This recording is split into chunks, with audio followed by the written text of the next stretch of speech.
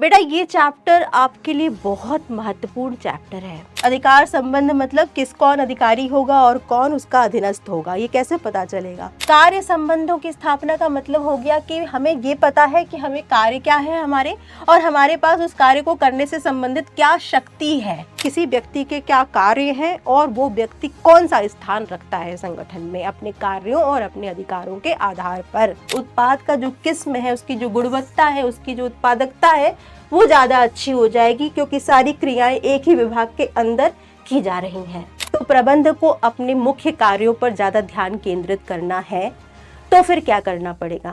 Hello मेरे प्यारे बच्चों, मैं हूं आपकी अपनी सौम्या मैम, और आज मैं क्लास 12th आप लोगों के लिए लेकर के आ रही हूं फिर से एक नया चैप्टर। इस नए चैप्टर में हम लोग पूरे के पूरे वीडियो में सारा का सारा चैप्टर पढ़ने वाले हैं।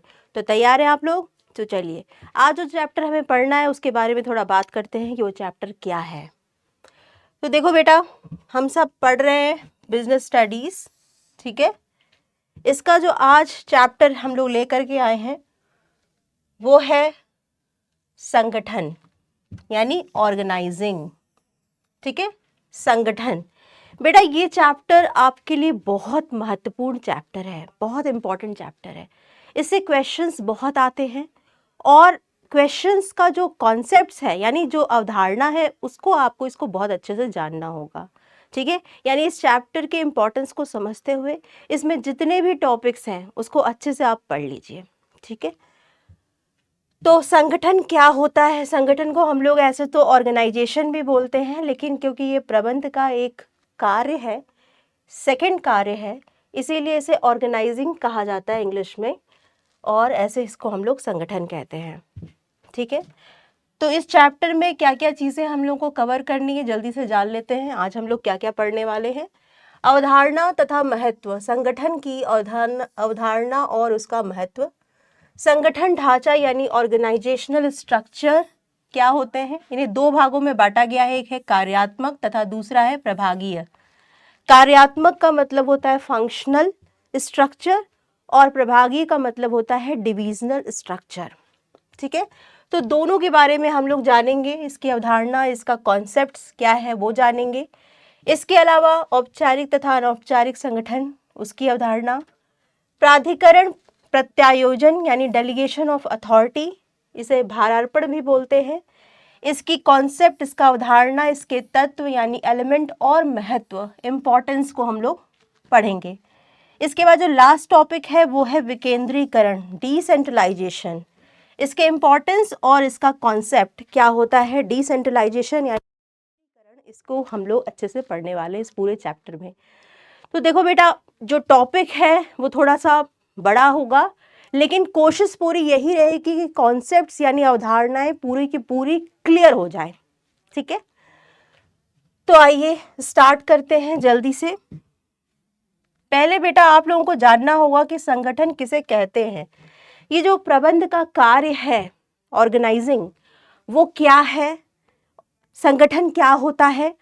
तो अगर मैं सिंपल से शब्दों में बात करूं तो ऑर्गेनाइजिंग यानी संगठन प्रबंध का दूसरा महत्वपूर्ण कार्य है। पहला था प्लानिंग, नियोजन, दूसरा है संगठन। संगठन में करता क्या है प्रबंधक? देखिए, संगठन में पहले तो जितने भी संसाधन होते हैं कार्यों को करने के लिए, जो भी मानवीय संसाधन होते हैं, वित्तीय संसाधन होते हैं, भौतिक संसाधन होते हैं, उनका एकत्रीकरण करना, ठीक है, कार्यों को सौंपना, पदों का निर्माण करना, और कार्यों यानी कर्तव्यों के आधार पर अधिकारों का सृजन करना, पद निर्माण के आधार पर, ये सारे जो कार्य हैं वो संगठन में किए जाते हैं।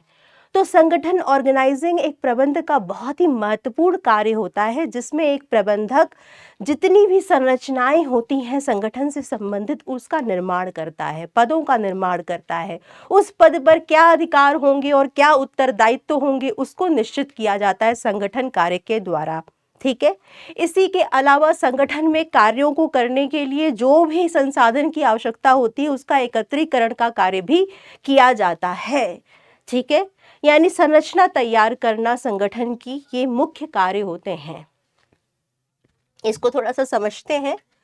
संगठन को इस प्रकार परिभाषित किया जा सकता है, संगठन के विशिष्ट लक्ष्य की प्राप्ति हेतु अधिक उत्पादक संबंधों को स्थापित करने के लिए संगठन में विभिन्न क्रियाओं को पहचानना, उनका समूहीकरण करना, भौतिक, वित्तीय और मानवीय संसाधनों को एकत्रित करना, यही है संगठन। थोड़ा और सिंपल शब्दों में इसको बता देते हैं। देखो बेटा, इसमें कह रहे हैं कि संगठन को उत्पादक संबंध का मतलब यहां पर क्या है?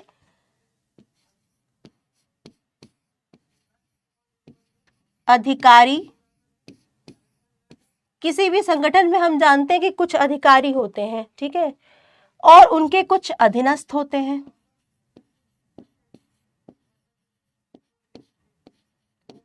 ये जो अधीनस्थ होते हैं वे अधिकारियों द्वारा जो भी कर्तव्य होते हैं वो पूरे करते हैं, ठीक है।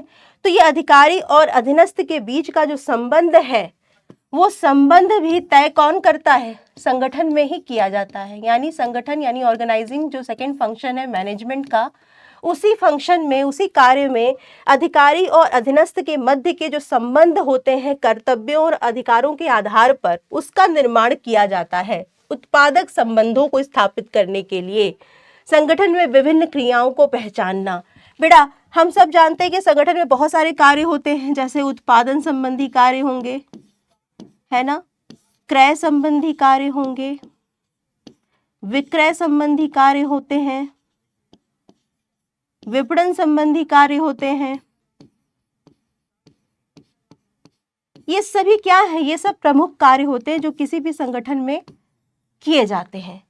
इन क्रियाओं को पहचानना और एक जैसी क्रियाओं को, यानी उत्पादन संबंधी जब एक जैसी क्रियाएं जो हो रही हैं उनको एक विभाग द्वारा यानी विभागीकरण कर दिया जाए, विभाग बना दिया जाए, डिपार्टमेंट बना दिया जाए और उत्पादन संबंधी क्रियाओं को इस विभाग में डाल दिया जाए तो समूहीकरण हो जाएगा, एक ग्रुप बन जाएगा। किस तरह की एक्टिविटी का? उत्पादन संबंधी क्रियाओं का एक विभाग बना दिया हमने, उत्पादन विभाग। उसका एक हेड नियुक्त कर दिया, उत्पादक प्रबंधक। तो इस तरह से क्या हो रहा है? इस तरह से उत्पादक संबंधों की श्रृंखला के माध्यम से जो कार्य हैं वो अच्छे से संपन्न किए जा सकते हैं। ये सब किस कार्य में हो रहा है? संगठन के द्वारा हो रहा है, ऑर्गेनाइजिंग के द्वारा हो रहा है।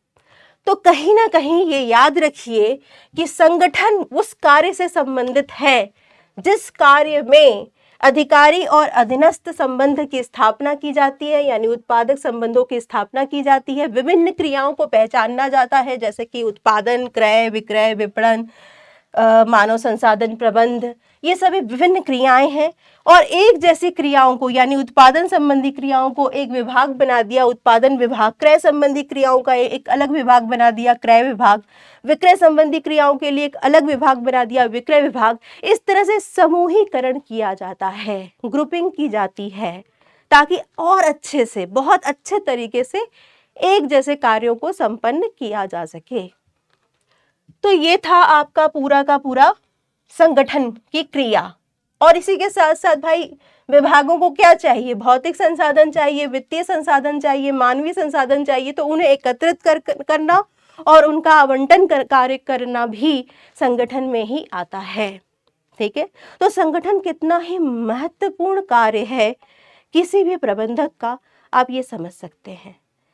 प्लानिंग जो की गई है, जो उद्देश्य बनाए गए हैं, उन उद्देश्यों की पूर्ति के लिए संगठन कार्य करना अत्यंत ही आवश्यक है। इसी कार्य के द्वारा पदों का निर्माण किया जाता है।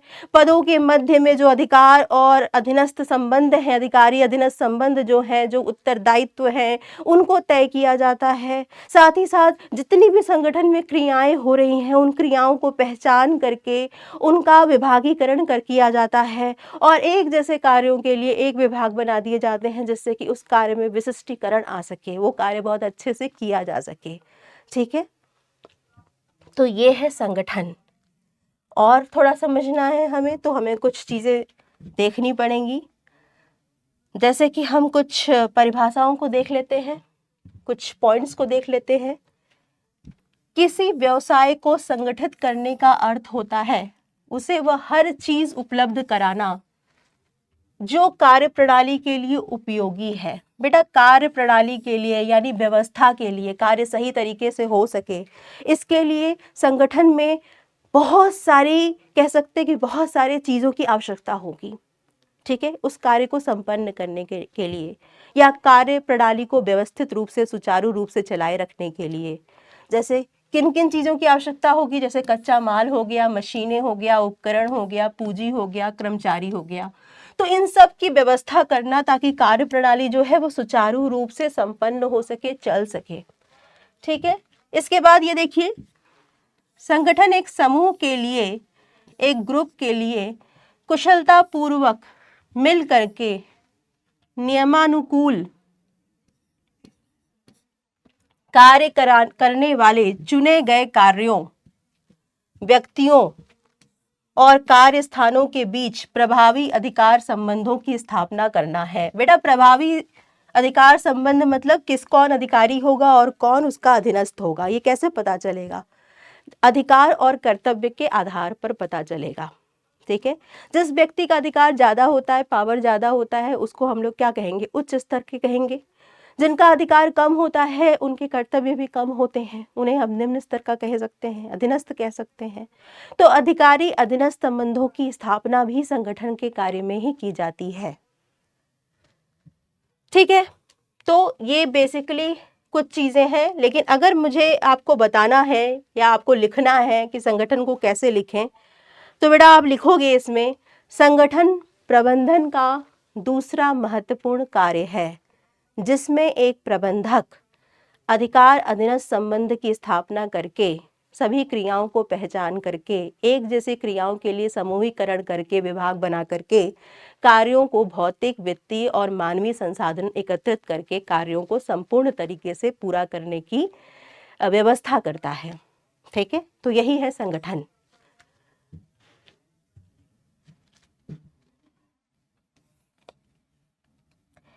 बेटा संगठन को समझने के बाद हम लोग ये जानेंगे कि संगठन प्रक्रिया क्या होती है, यानी जब संगठन किया जाता है तो कैसे चरणों में एक के बाद एक संगठन में क्या क्या कार्य किए जाते हैं, उसी प्रोसेस में, उसी प्रक्रिया में, उसी श्रृंखला में कार्य संपन्न किए जाएंगे।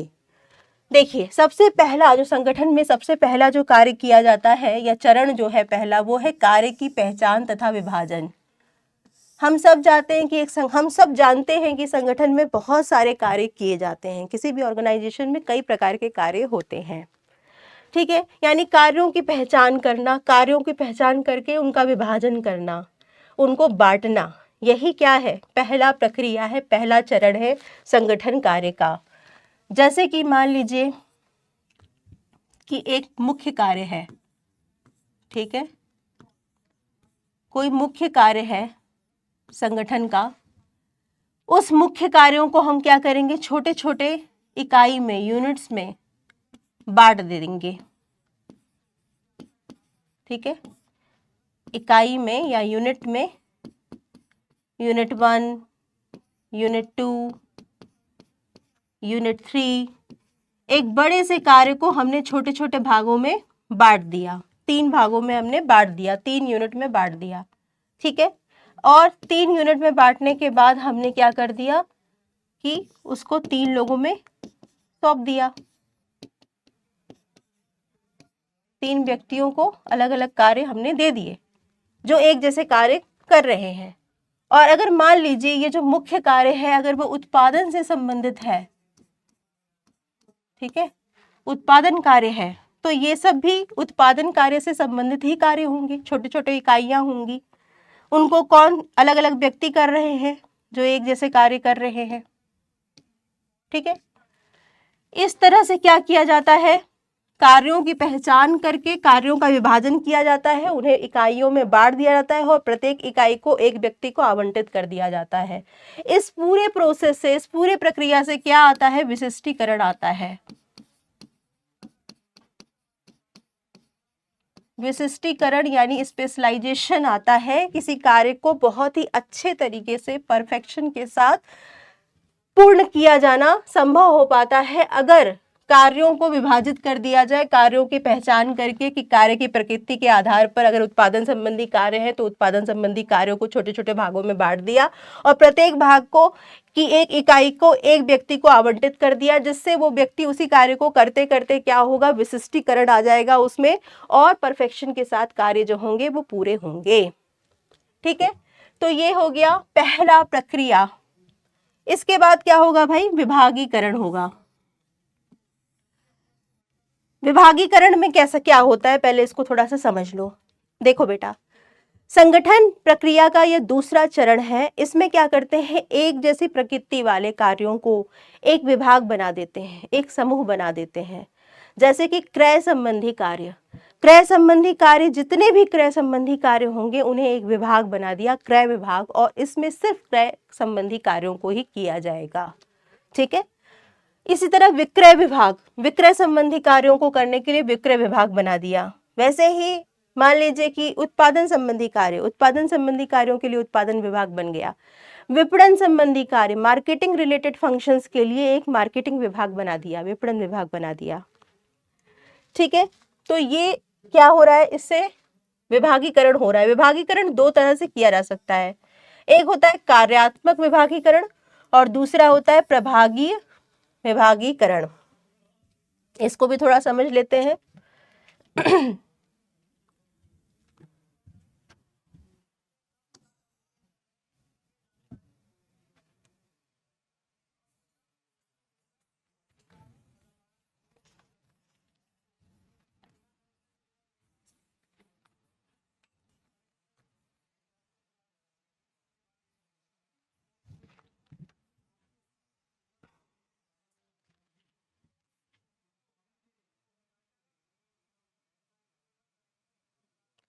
ये देखो कार्यात्मक विभागीकरण, इसको हम लोग क्या कहते हैं, फंक्शनल डिपार्टमेंटाइजेशन। ठीक है, इसमें देखो कार्य के आधार पर विभाग बनाए जाते हैं, जैसे उत्पादन विभाग।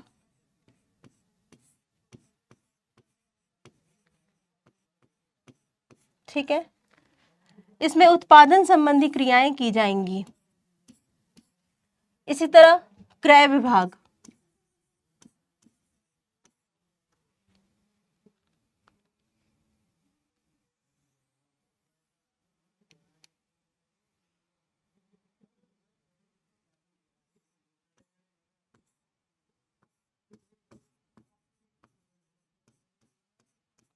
इसमें क्रय संबंधी क्रियाएं की जाएंगी। विक्रय विभाग,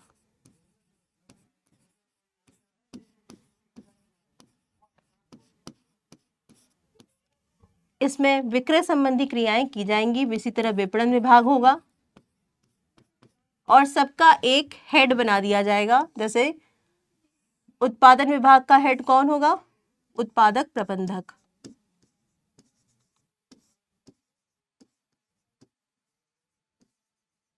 ठीक है, इसी तरह क्रय विभाग का अध्यक्ष कौन होगा, क्रय प्रबंधक।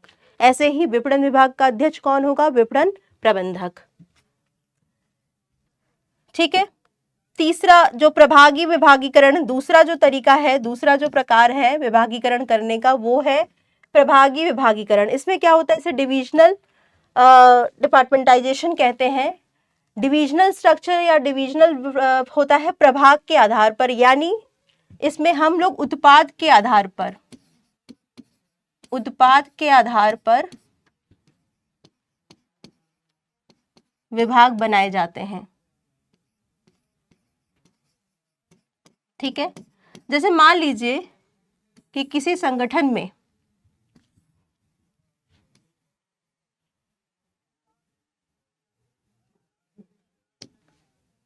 मान लो किसी संगठन में 3 तरह के उत्पाद बनाए जा रहे हैं। जैसे कपड़ा विभाग है एक, ठीक है, एक आपका मेडिसिन विभाग है,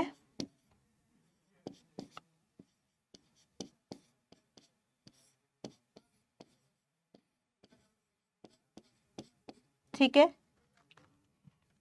और एक आपका सौंदर्य प्रसाधन विभाग है।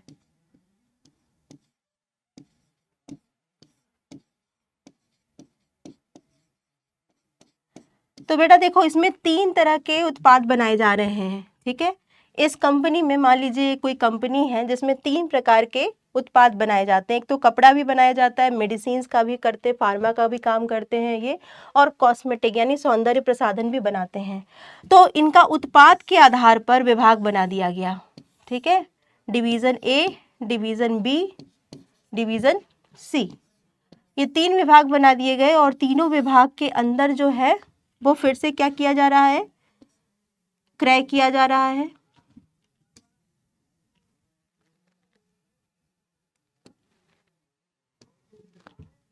ठीक है, क्रय, विक्रय, उत्पादन, विपणन, ये सारी क्रियाएं इसी विभाग के अंदर की जा रही हैं। वैसे ही मेडिसिन विभाग के अंदर भी क्रय, विक्रय, विपणन, उत्पादन संबंधी क्रियाएं की जाएंगी। सेम ऐसे ही सौंदर्य प्रसाधन से संबंधित भी क्रय, विक्रय, विपणन और उत्पादन संबंधी क्रियाएं होंगी, ठीक है। तो प्रभागी विभागीकरण से तात्पर्य यह है कि उत्पादों के आधार पर इसमें विभाग बनाए जाते हैं और प्रत्येक उत्पाद से संबंधित जितनी भी क्रय, विक्रय, उत्पादन, वितरण, विपणन, जितनी भी क्रियाएं होती है उसी विभाग के अंदर संपन्न की जाएंगी। तो ये हो गया आपका प्रभागी विभागीकरण। बेटा अब इसके बाद जो थर्ड चरण आता है संगठन प्रक्रिया का, वो है कर्तव्यों को सौंपना। क्या करना भाई? कर्तव्यों को सौंपना। देखिए विभाग बन गए, डिपार्टमेंट बन गए सेकेंड चरण में। थर्ड चरण में जो है वो कर्तव्य यानी रिस्पॉन्सिबिलिटीज, जो रिस्पॉन्सिबिलिटीज हैं, जो कर्तव्य हैं, उनको विभागों में, पदों के मध्य सौंपना। ये होता है थर्ड, तीसरा चरण संगठन का। कर्तव्य कैसे सौंपे जाएंगे भाई? कार्यों के आधार पर, ठीक है। जो कार्य है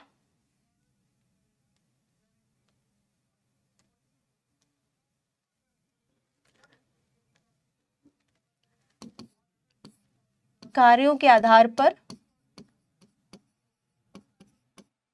जो पद निर्माण किए गए हैं उस पदों पर उत्तरदायित्व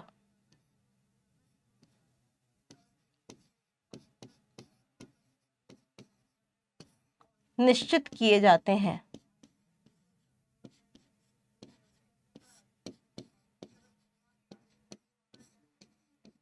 ठीक है,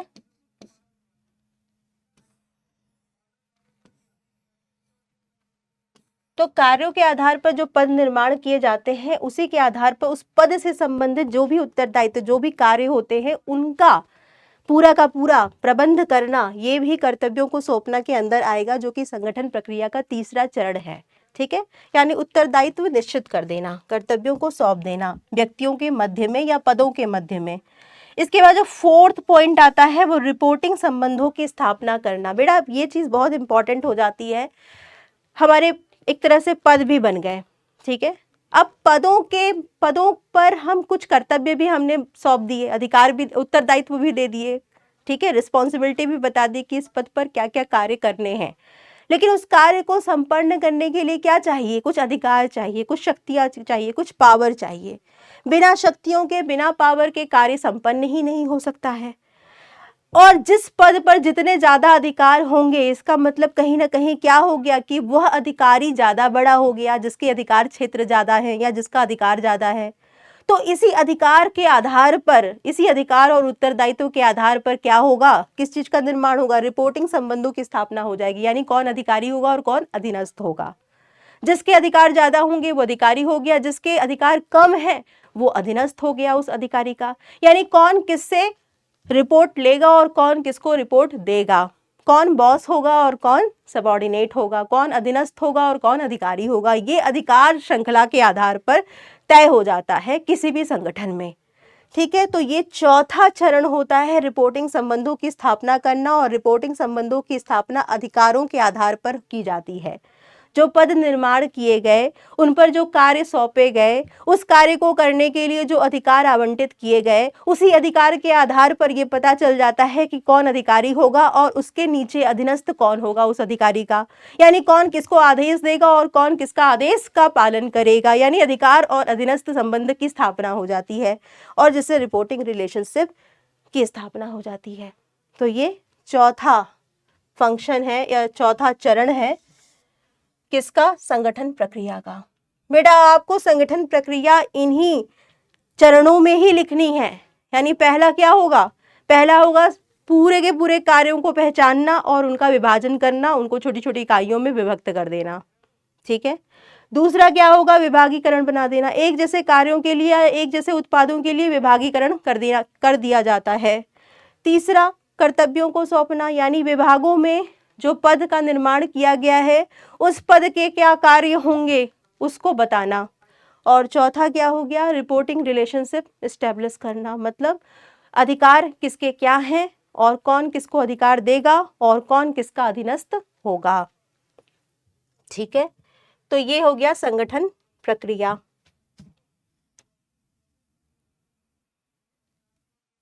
अब हम लोग ये पढ़ेंगे कि संगठन का महत्व क्या है, यानी संगठन जो कि प्रबंध का दूसरा महत्वपूर्ण कार्य है उसका महत्व क्या है। तो पहला महत्व है विशेषज्ञता का लाभ। बेटा पहले आप ये समझो कि विशेषज्ञता होती क्या है, जिसे इंग्लिश में बोलते हैं स्पेशलाइजेशन। देखो बेटा कोई भी काम अगर एक व्यक्ति लगातार एक ही प्रकृति का कार्य बार बार करता रहे तो वह व्यक्ति क्या हो जाता है, उस कार्य में पूरी तरह से दक्ष हो जाता है, एक्सपर्ट हो जाता है उस कार्य को करने में, है ना। जैसे मान लीजिए ये बैंक में आप जाते हैं, है ना, बैंक में बहुत सारे काउंटर होते हैं, बहुत सारे काउंटर होते हैं और बहुत सारे लोग उस काउंटर पर एक जैसा कार्य कर रहे हैं। जैसे एक रोकड़ कैश काउंटर होता है, ठीक है, रोकड़ विभाग किसी बैंक में, उसमें जो कैशियर होता है वो कैशियर मान लीजिए ए है, ए रोकड़ विभाग पूरा देख रहा है और बार बार इसी काउंटर पर बैठता है। ठीक है, वो क्या होगा, इस कार्य को करने में क्या हो जाएगा, वो पूरी तरह से एक्सपर्ट हो जाएगा, दक्ष हो जाएगा, क्योंकि वो एक जैसे कार्य ही कर रहा है, बार बार कर रहा है।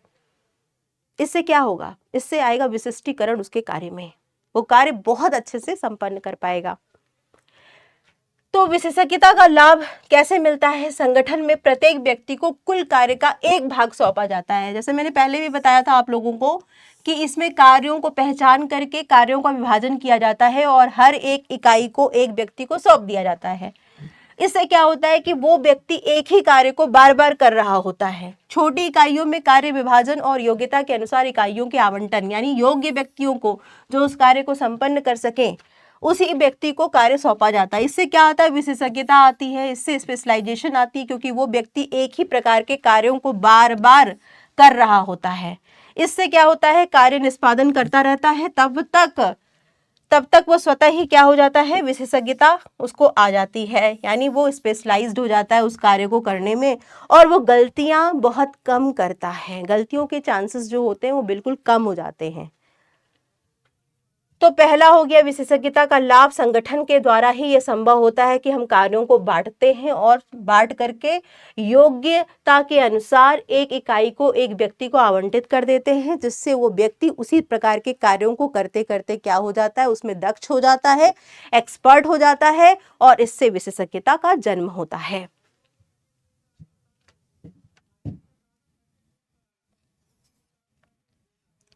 दूसरा देखिए, कार्य संबंधों की स्थापना।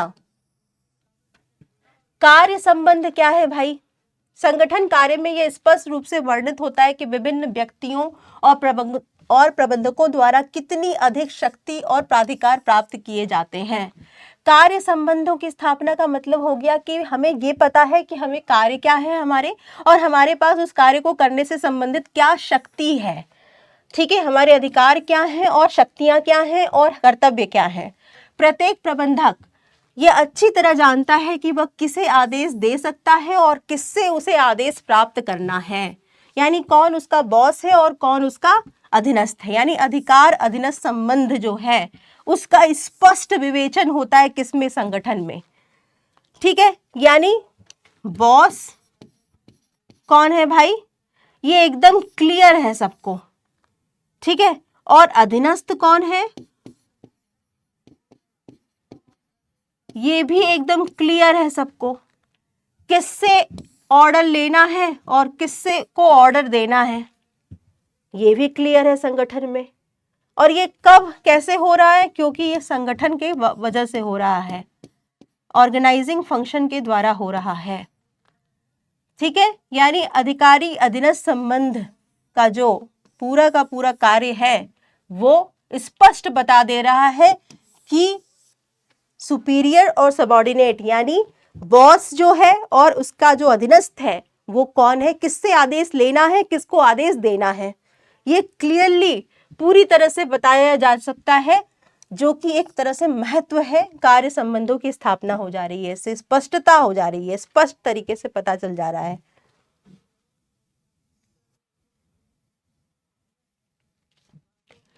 संसाधनों का इष्टतम उपयोग, इष्टतम का मतलब होता है मैक्सिमम यूटिलाइजेशन, पूर्णतः उपयोग। बेटा संगठन कार्य की पुनरावृत्ति के बहुत कम अवसर होते हैं। जैसे कि मान लीजिए हमने क्या बोल दिया, हमने बता दिया जैसे एक क्रय विभाग बना दिया, क्रय विभाग में क्रय संबंधी कार्य ही हो रहे हैं, है ना। इसी तरह हमने एक अलग विभाग बनाया है विक्रय विभाग, उसमें सिर्फ विक्रय विभाग से संबंधित कार्य यानी विक्रय से रिलेटेड ही कार्य होंगे। तो ये जो विभाग बना दिए गए उसमें क्या हो रहा है, दोहराव नहीं होगा, और हर एक व्यक्ति को एक कार्य दे दिया। ABC 3 व्यक्ति हैं, उन्हें अलग अलग यूनिट दे दी है, यूनिट 1, यूनिट 2 और यूनिट 3। ये तीनों व्यक्ति जो हैं वो अपना अपना इकाई का कार्य कर रहे हैं। ऐसा नहीं है कि जो B का कार्य है यूनिट 2 वो भी A कर रहा हो, इसकी संभावना बिल्कुल खत्म हो गई है, क्योंकि कार्य सौंप दिए गए हैं, कार्य सौंप दिया गया और प्रत्येक व्यक्ति को एक यूनिट ही कार्य करना है, एक इकाई ही कार्य करना है, यानी पुनरावृत्ति, दोहराव, डुप्लीकेशन पॉसिबल नहीं होगा। उसकी पुनरावृत्ति के बहुत कम अवसर होते हैं, क्योंकि पद विवरण दस्तावेज में कार्य के स्पष्ट रूप से वर्णन द्वारा विभिन्न व्यक्तियों को कार्य सौंपे जाते हैं। ठीक है, जिससे क्या होता है, इसलिए ऐसे कोई अवसर नहीं होता है कि समान कार्य 2 या अधिक व्यक्तियों द्वारा निष्पादित किया जाए। सबके कार्य अलग अलग है और हर व्यक्ति अपने ही कार्यों को कर रहा है, इससे दोहराव नहीं होगा कार्यों में। ठीक है, तो संसाधनों का यानी एक व्यक्ति जो है वो एक ही कार्य कर रहा है और दोहराव नहीं हो रहा है। अगर A को यूनिट 1 मिला है तो वो वही व्यक्ति कर रहा है, ऐसा नहीं है कि A यूनिट 1 भी करे, यूनिट 2 भी करे और B को भी हमने बोल दिया कि यूनिट 1 करो, B को भी हमने बोल दिया यूनिट 2 करो। इससे क्या होगा, इससे दोहराव होगा, है ना। और इससे क्या होगा, A और B का दोनों का जो है समय बर्बाद होगा। ठीक है, समय तो बर्बाद होगा ही होगा, उनकी जो एनर्जी है वो भी बर्बाद होगी, यानी उनका जो संसाधनों का दुरुपयोग यहाँ पर होने लगेगा। ठीक है,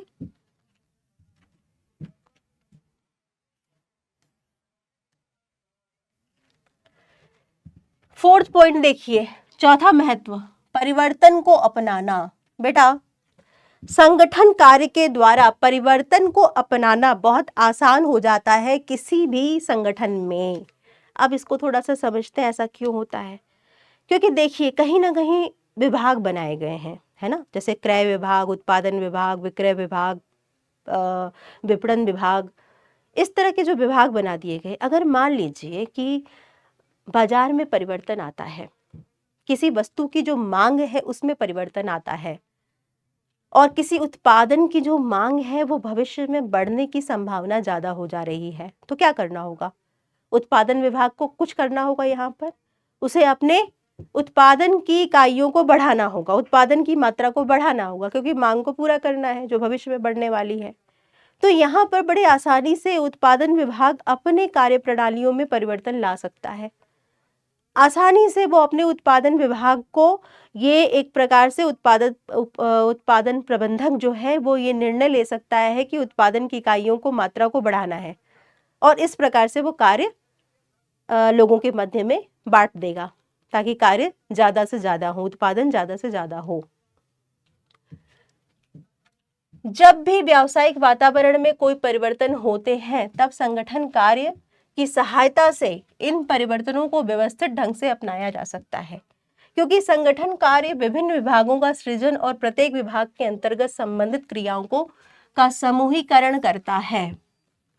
इसके साथ परिवर्तन केवल उसी क्षेत्र में अपनाए जा सकते हैं जैसे मैंने क्या बताया कि उत्पादन में परिवर्तन हो रहा है, मान लीजिए उत्पादन बढ़ रहा है, उत्पाद की मांग बढ़ रही है, तो उत्पादन विभाग में केवल परिवर्तन की आवश्यकता है, तो हमने उत्पादन विभाग की कार्यप्रणालियों में बदलाव या उसकी मात्रा को बढ़ाने की आवश्यकता है, उसमें अन्य विभागों का कोई हस्तक्षेप नहीं होगा उतना, ठीक है, तो अपनाए जा सकते हैं जो इन परिवर्तनों द्वारा प्रभावित होते हैं, और इन विभागों के माध्यम से इन परिवर्तनों को आसानी से संपूर्ण संगठन को संप्रेषित किया जा सकता है।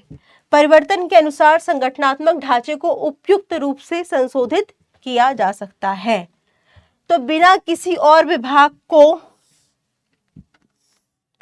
हस्तक्षेप किए बगैर आसानी से उसी क्षेत्र में, जिस क्षेत्र में परिवर्तन हो रहा है, उसी क्षेत्र के विभाग में परिवर्तन ला करके अन्य विभागों को उस परिवर्तन के प्रति संप्रेषित करके आसानी से परिवर्तन को लागू किया जा सकता है संगठन में, संगठन फंक्शन कार्य के माध्यम से। ठीक है, तो ये इसका एक महत्व है। फिफ्थ देखिए, प्रभावी प्रशासन, इफेक्टिव एडमिनिस्ट्रेशन। बेटा, संगठन कार्य में समरूप और संबंधित कार्यों का समूहीकरण एक विभाग के बना करके किया जाता है। जैसे मैंने क्या बोला था, विपणन विभाग है मान लो, तो विपणन संबंधी यानी मार्केटिंग संबंधी जितनी भी क्रियाएं हो रही हैं उन सभी क्रियाओं को एक विभाग बना दिया, उनका समूहीकरण करके, उनको ग्रुपिंग करके एक विभाग बना दिया गया जिसमें प्रयासों का एकीकरण हो जाता है। यानी जितने भी क्रियाएं हो रही हैं वो सारी क्रियाएं, विपणन संबंधी क्रियाएं हो रही हैं, एक ही विभाग में की जा रही हैं और कार्य में सामंजस्य आता है। संगठन कार्य विभिन्न विभागों के बीच समन्वय को ध्यान में रखते हुए विभिन्न विभागों के बीच संबंध स्थापित करता है। कार्य संबंधों में स्पष्टता लाने से प्रशासनिक कुशलता में सुधार होता है। बेटा देखो, यहाँ पर हर एक विभाग क्या है, एक दूसरे से कहीं ना कहीं अंतर संबंधित है।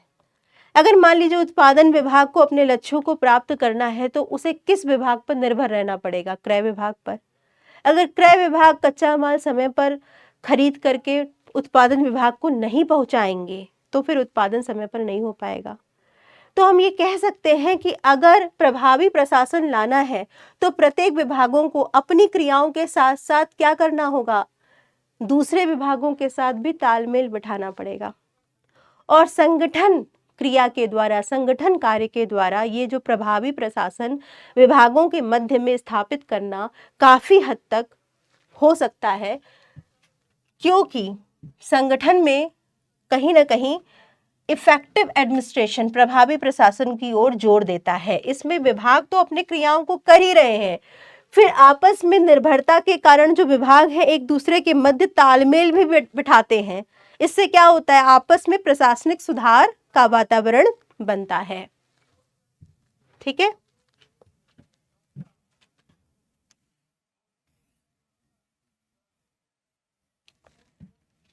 विस्तार और वृद्धि, नया ब्रांच खोलना है, नया विभाग बनाना है, नया उत्पाद जोड़ना है। मान लीजिए कोई संगठन में कई सारे उत्पाद बनाए जा रहे हैं, सौंदर्य प्रसाधन उत्पाद हो गया, कपड़ा उत्पाद हो गया, और मेडिसिन विभाग तो चल ही रहा है। मान लीजिए उन्हें एक और नया विभाग इसमें ऐड करना है, ठीक है। मान लीजिए उन्हें कोई नया विभाग में अगर मैं देख लूँ तो उन्हें इलेक्ट्रॉनिक्स आइटम्स, इलेक्ट्रॉनिक गुड्स जो है उसका भी एक विभाग बनाना है। तो बिना तीनों विभाग यानी तीनों उत्पादों को बिना कोई नुकसान पहुंचाए हुए, बिना हस्तक्षेप किए हुए आसानी से एक नया विभाग जोड़ा जा सकता है इलेक्ट्रॉनिक्स आइटम्स का, है ना। क्यों? क्योंकि विस्तार और वृद्धि करना बहुत आसान होता है अगर संगठन कार्य के द्वारा जो कार्य है वो संपादित हो रहे हैं किसी संगठन में, तो किसी ऑर्गेनाइजेशन में। तो देखो बच्चा, आप ध्यान से समझना कि संसाधनों के इष्टतम उपयोग, उचित कार्य विभाजन और विभागीकरण के साथ साथ कंपनियां आसानी से चुनौतियों का सामना कर सकती हैं और एक नियोजित ढंग से अपनी क्रियाओं का विस्तार कर सकती हैं। इसमें जैसे मैंने पहले बता दिया कि विभागीकरण अगर आपका प्रभागीकरण के माध्यम से हो रहा है, यानी उत्पादों के आधार पर विभाग बनाए गए हैं, और अगर कोई संगठन नया उत्पाद श्रृंखला बनाना चाहती है, लाना चाह रही है, तो फिर वो आसानी से एक नया विभाग बना सकती है और संसाधन जो है आवंटित कर दिए जा सकते हैं उस नए विभाग को भी, ठीक है। तो इस तरह से विस्तार और वृद्धि के जो तरीके हैं या जो उनका इष्टतम तरीके से प्रयोग संभव हो पाता है।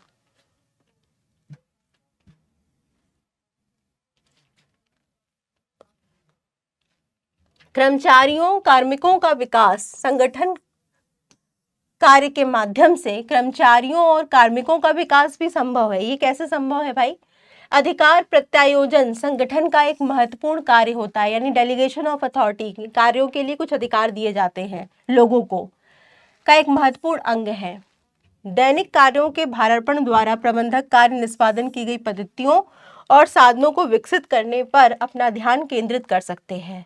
यह उन्हें नई तकनीकों को प्रवर्तित करने के लिए समय और कंपनियों की वृद्धि के लिए क्षेत्र प्रदान करता है। भारार्पण न केवल प्रबंधकों के कार्यभार को कम करता है बल्कि यह रचनात्मक कार्य के लिए उनके पूर्ण सामर्थ्य को समझने, बेटा यहाँ पर कहीं ना कहीं कर्मचारी यानी कार्मिक, यहाँ मैनेजमेंट की यानी प्रबंधक की बात की जा रही है।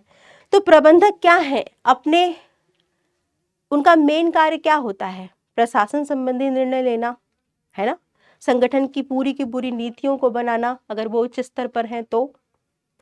ऐसे केस में अगर मान लो रोजमर्रा या छोटे मोटे जो कार्य हैं उनको वो बांट दें कार्मिकों को, कर्मचारियों को, तो वो अपने जो मेन उद्देश्य वाले कार्य हैं, जो मेन कार्य हैं, उस पर ज़्यादा से ज़्यादा ध्यान केंद्रित कर सकेंगे और उस कार्य को बहुत अच्छे से कर सकेंगे।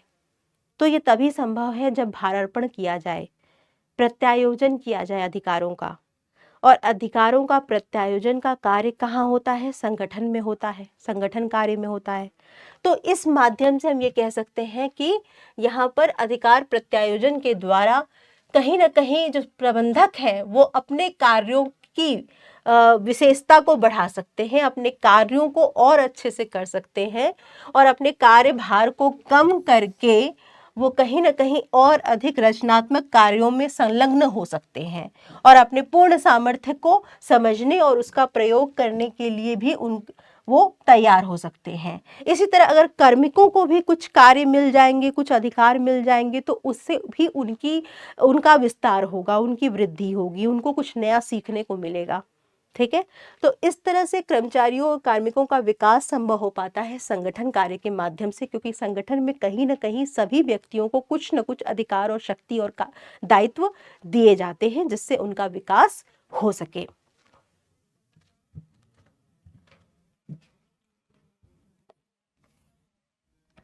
तो एक बार जल्दी से देख लेते हैं कि हमने संगठन के महत्व में क्या क्या बिंदुओं को पढ़ा। सबसे पहला तो हो गया विशेषज्ञता का लाभ। भाई कार्यों का बंटवारा किया जा रहा है और प्रत्येक छोटी इकाई कार्य की एक व्यक्ति को दी जा रही है, वो व्यक्ति उसी कार्य को बार बार कर रहा है जिससे वो व्यक्ति उस कार्य को करने में विशेषज्ञ हो जाता है।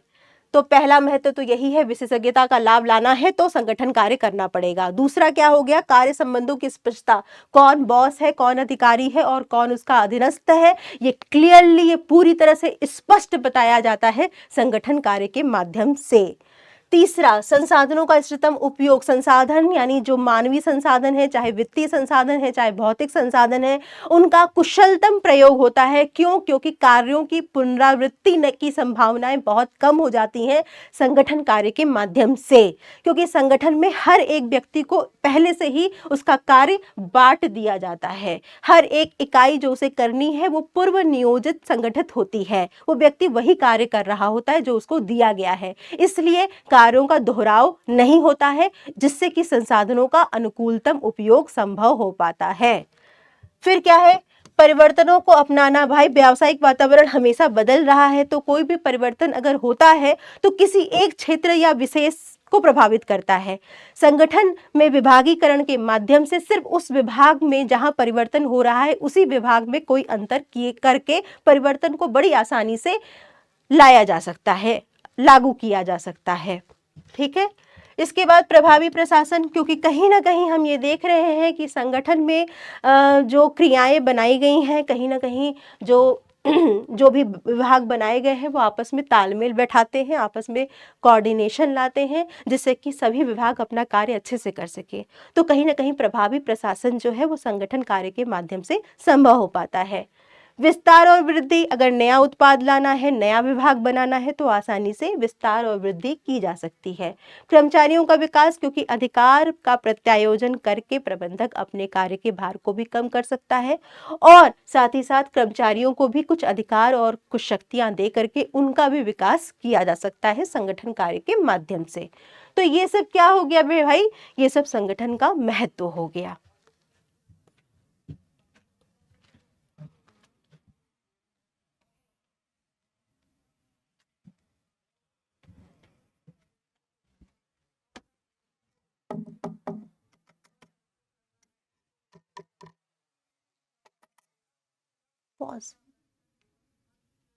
हम लोग पढ़ने वाले हैं, देखिए आपका जो नेक्स्ट टॉपिक है वो है संगठनात्मक ढांचा।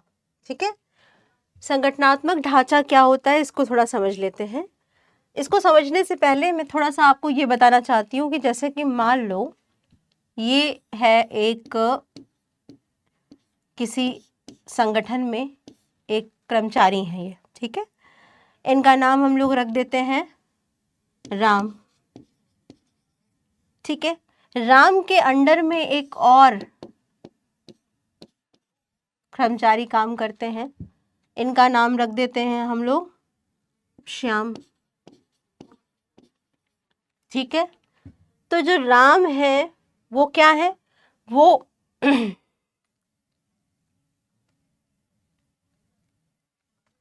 राम जो है वो एक बॉस है, एक अधिकारी है।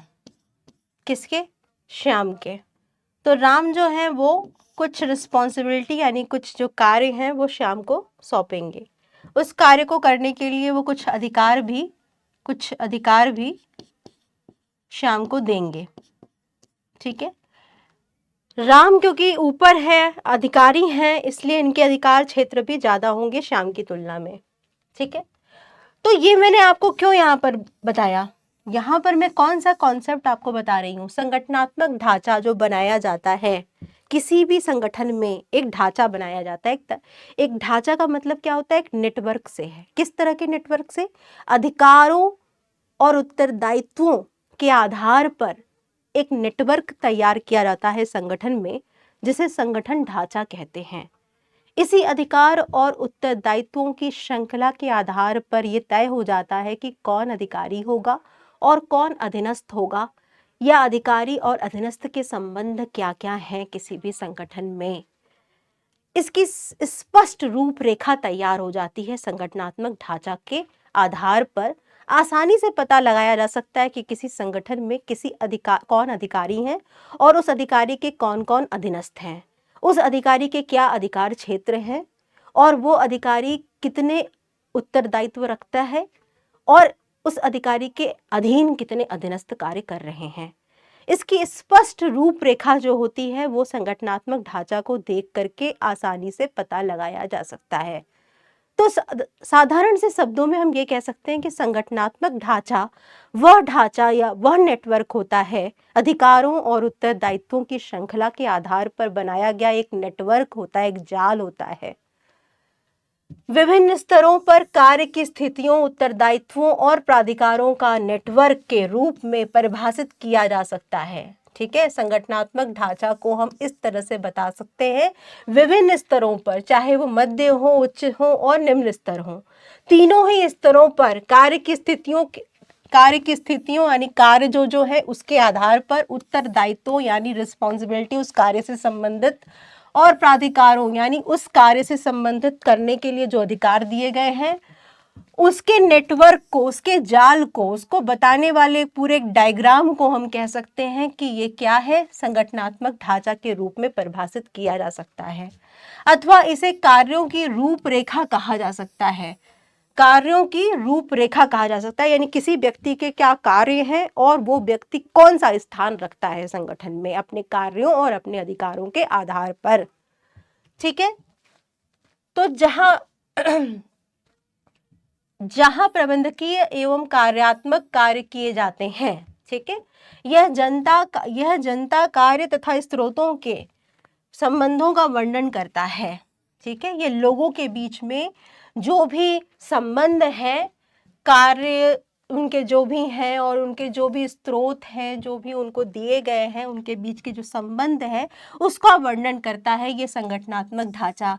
कहीं ना कहीं संगठनात्मक ढांचा किसी संगठन में देख करके आप पता लगा सकते हैं कि उस संगठन में कौन अधिकारी है, उस अधिकारी के अधीनस्थ कौन कर्मचारी है, उस अधिकारी के क्या अधिकार क्षेत्र होंगे और उस अधिकारी के अधीन कितने अधीनस्थ कर्मचारी कार्य कर रहे होंगे। ठीक है, ये आसानी से आप संगठनात्मक ढांचा को देख करके पता लगा सकते हैं। प्रबंध का विस्तार यानी एक प्रबंधक के अंदर कितने कर्मचारी कार्य कर रहे हैं, संगठनात्मक संरचना को आकार देता है।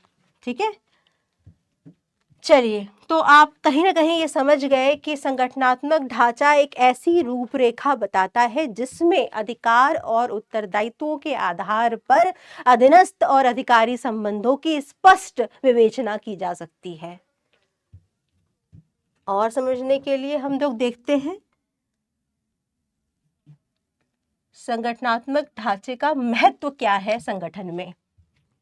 देखो बेटा, संगठनात्मक ढांचा व्यवसाय की सभी क्रियाओं को ठीक से व्यवस्थित कर देता है और संचार के बेहतर प्रवाह को सुनिश्चित करता है। कहीं ना कहीं ये आपने देखा होगा, एक सिद्धांत आपने पढ़ा था, है ना, जिसमें आपने सोपान की श्रृंखला सिद्धांत पढ़ा था, स्केलर चेन का सिद्धांत पढ़ा था, जिसमें प्रवाह यानी संप्रेषण का स्पष्ट तरीका बताया गया था। कुछ इस तरह से बताया गया था कि यहाँ पर A, B, C, D और E, F, G, तो इनके बीच में कैसे हम लोग कम्युनिकेशन किया जाता है। तो D जो है वो कम्युनिकेट करेगा C से, C कम्युनिकेट करेगा B से, B कम्युनिकेट करेगा A से। इस तरह से एक संप्रेषण जो होगा वो एक अधिकार और उत्तरदायित्व, अधिकार की श्रृंखला के माध्यम से ही संप्रेषण किया जाता है लोगों के मध्य में। तो कहीं ना कहीं संगठनात्मक ढांचा के मध्य बेहतर प्रवाह को सुनिश्चित किया जा सकता है और कार्यों को, क्रियाओं को ठीक से व्यवस्थित किया जा सकता है। स्पष्ट ढांचा व्यवसाय के प्रत्येक भाग के उत्तरदायित्वों पर नियंत्रण आसान कर देता है। अब स्पष्ट ढांचा, अगर ढांचा बता दिया गया है, अच्छे से बता दिया गया है कि कौन अधिकारी होगा और कौन उसका अधीनस्थ होगा, तो प्रत्येक भाग के उत्तरदायित्वों पर नियंत्रण यानी कार्य जो है वो कौन किसने कार्य नहीं किया आसानी से पता लगाया जा सकता है ना। उत्तरदायित्वों पर नियंत्रण कर पाना पॉसिबल हो पाएगा अगर किसी व्यक्ति ने अपने जो कर्तव्य उसको सौंपे गए थे अगर वो पूरे नहीं किए हैं, तो आसानी से पता लगाया जा सकता है कि वो व्यक्ति कौन है जिसने अपना कार्य संपन्न नहीं किया। तो उत्तरदायित्वों पर नियंत्रण कर पाना ये संगठनात्मक ढांचा के माध्यम से ही संभव है। एक उद्यम की कार्यशैली को स्पष्ट रूप से संगठनात्मक ढांचे द्वारा जाना जा सकता है। कोई भी उद्यम, कोई भी एंटरप्राइज है, अगर उसकी आपको कार्यशैली जाननी है यानी उसमें कितने अधिकारी हैं, कितने अधीनस्थ हैं, कितना बड़ा श्रृंखला है, कितना प्रबंध का क्या महत्व है या प्रबंध का विस्तार कितना है, प्रबंध के अंदर कितने लोग कार्य कर रहे हैं। अगर आप उनकी कार्यशैली जानना चाहते हैं किसी उद्यम की, तो आसानी से उसके संगठनात्मक ढांचे को आप जान लीजिए, देख लीजिए, आप समझ जाएंगे कि उसमें कितने स्तर के प्रबंधक कार्य कर रहे हैं, हर एक प्रबंधक के अधीन कितने कर्मचारी कार्य कर रहे हैं, प्रबंध का विस्तार कितना है। संगठनात्मक संरचना मानवीय, भौतिक एवं वित्तीय संसाधनों के बीच सह संबंध को रिलेशन तथा समन्वय कोऑर्डिनेशन की अनुमति देता है। कहीं ना कहीं हर एक व्यक्ति के जितने अधिकार और कर्तव्य होंगे, उसी कर्तव्यों के आधार पर उनको संसाधन आवंटित किए जाएंगे, चाहे वो मानवीय हो, चाहे वो भौतिक हो, चाहे वो वित्तीय हो। उस प्रभाग को, एक विभाग को कितने संसाधनों की आवश्यकता है, उसी के आधार पर दी जाएगी। तो संगठनात्मक संरचना के आधार पर संसाधनों के बंटवारे और उनके बीच में समन्वय और सहसंबंध स्थापित करना आसान हो जाता है। यह प्रबंध के स्तर तथा प्रत्येक स्तर पर नियंत्रण के विस्तार को स्पष्ट रूप से परिभाषित करता है। यह प्रबंध का स्तर बता देता है, भाई जिसके जितने अधिकार होंगे वो उस स्तर पर कार्य कर रहा होगा। अगर सबसे ज्यादा अधिकार किसी प्रबंधक के हैं तो समझ लो कि उसका उच्च स्तर होगा, है ना। तो ये स्तरों का निर्माण करना, यानी प्रबंध के स्तरों का निर्माण करने में संगठनात्मक संरचना का योगदान सबसे महत्वपूर्ण होता है। ये प्रत्येक स्तर पर नियंत्रण के विस्तार को स्पष्ट रूप से परिभाषित करता है।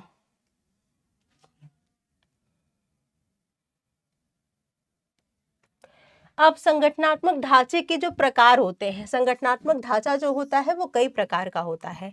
मुख्यतः ये दो प्रकार का होता है, एक होता है कार्यात्मक ढांचा और दूसरा होता है प्रभागीय ढांचा। कार्यात्मक ढांचा, फिर से वही बात आ गई जो हमने विभागीकरण के लिए पढ़ा था कि विभाग दो तरह से बनाए जाते हैं। एक होता है कार्यात्मक विभागीकरण, जिसमें कार्यों के आधार पर विभाग बनाए जाते हैं। बिल्कुल वही यहाँ पर कॉन्सेप्ट लाया गया है। इसमें क्या हो रहा है बेटा, इसमें कार्यात्मक ढांचा का मतलब यहाँ पर ये हो गया कि संगठन में जो कार्य होते हैं उस कार्यों के आधार पर अगर विभाग बना दिए जाएं, ढांचा बना दिया जाए, तो उसे कार्यात्मक ढांचा कहते हैं। जैसे कि उत्पाद विभाग, इसी तरह क्रय विभाग, विक्रय विभाग, मानव संसाधन विभाग, विपणन विभाग, है ना। तो ये सब क्या हो गया, कार्यों के आधार पर एक जैसे कार्यों के लिए एक विभाग बना दिए जाते हैं और उस विभाग में उसी विभाग से संबंधित कार्य किए जाते हैं। दूसरा होता है प्रभागीय ढांचा। प्रभागीय ढांचा जो होता है वो उत्पाद विशेष से संबंधित होता है। अगर कोई संगठन में कई प्रकार के उत्पाद बनाए जा रहे हैं तो प्रत्येक उत्पाद के लिए एक विभाग बना दिया जाता है, जिसे प्रभागीय ढांचा कहा जाता है। इस विभाग में फिर अधिकार और अधीनस्थ संबंध, यानी अधिकार और उत्तरदायित्व के आधार पर अधिकारी और अधीनस्थ संबंध की स्थापना की जाती है। इसको थोड़ा और डिटेल्ड में हम लोग पढ़ेंगे। तो सबसे पहले हम लोग बात करते हैं कार्यात्मक ढांचे की। ठीक है, जब क्रियाओं का समूहीकरण कार्यों को ध्यान में रखते हुए किया जाता है, ठीक है, कार्यों को ध्यान में रखते हुए किया जाता है, तब इसे कार्यात्मक ढांचा कहा जाता है। उदाहरण के लिए उत्पादन से संबंधित सभी क्रियाओं को उत्पादन विभाग द्वारा समूहीकृत कर देते हैं। ठीक है, इसी तरह विक्रय से संबंधित विभागों को, विक्रय संबंधी कार्यों को, क्रय संबंधी कार्यों को क्रय विभाग द्वारा। ठीक है, तो हर एक विभाग बना दिया हमने अलग अलग। कार्यात्मक ढांचे के अंतर्गत क्षेत्र अनुसार समूहीकरण भी किया जा सकता है। जैसे उत्तरी क्षेत्र बना दिया, दक्षिणी क्षेत्र बना दिया, दक्षिण पश्चिम क्षेत्र बना दिया। ठीक है, तो इस तरह से उपविभाग बना दिए जाते हैं। अब ये जो कार्यात्मक ढांचा है, इसके लाभ क्या होंगे, इसका क्या क्या मेरिट होगा। व्यावसायिक विशेषज्ञता, ऑक्यूपेशनल स्पेशलाइजेशन। अगर आपने मान लीजिए उत्पाद विभाग बनाया है ना, और उत्पाद संबंधी सभी क्रियाएं उसी विभाग में की जा रही हैं, तो उत्पादन का जो लक्ष्य है वो बहुत अच्छे से पूर्ण हो जाएगा। ठीक है, उत्पादन विभाग अपना कार्य बहुत अच्छे तरीके से विशेषज्ञता के साथ संपन्न करेगा, क्योंकि उत्पादन संबंधी सभी क्रियाएं एक ही विभाग में की जा रही हैं। वो अपने उद्देश्य जो भी निर्धारित हुए थे, उत्पादन का जो लक्ष्य निर्धारित हुआ था, उसको भी सही समय पे पूरा कर पाना संभव हो पाएगा। तो ऑक्यूपेशनल यानी उत्पाद विभाग जो है, उत्पादन संबंधी जितने भी कार्य हो बहुत अच्छे से उत्पादन विभाग करने में कर पाएगा। ठीक है।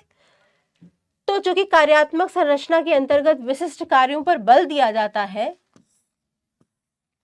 ठीक है, इससे क्या होता है, इससे जनशक्ति के कुशलतापूर्ण उपभोग को बढ़ावा मिलता है, क्योंकि एक तरह के कार्य करने से उनके प्रदर्शन में सुधार होता है।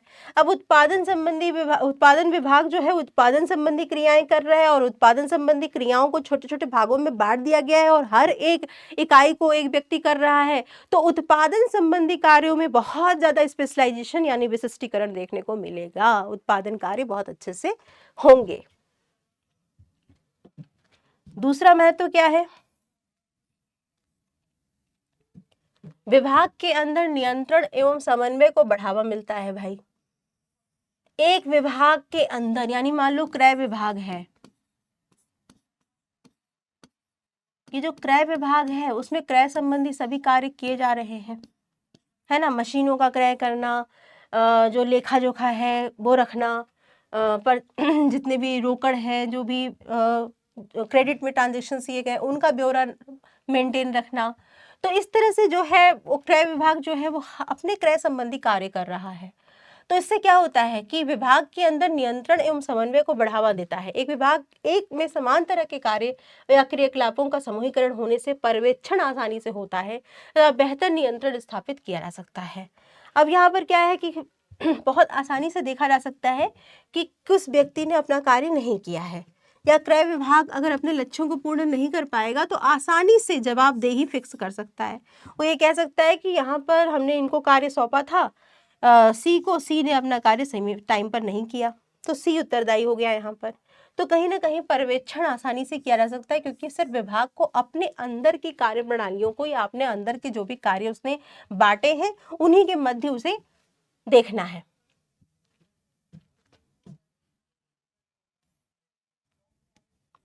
तीसरा जो है वो है प्रबंधकीय तथा परिचालनात्मक कुशलता में वृद्धि करना। न्यूनतम लागत लाभ में वृद्धि की ओर ले जाता है। अब यहाँ पर क्या हम कह रहे हैं, प्रबंधकीय तथा परिचालनात्मक कुशलता में वृद्धि करना। न्यूनतम लागत देखिए, और न्यूनतम लागत लाभ में वृद्धि की ओर ले जाता है।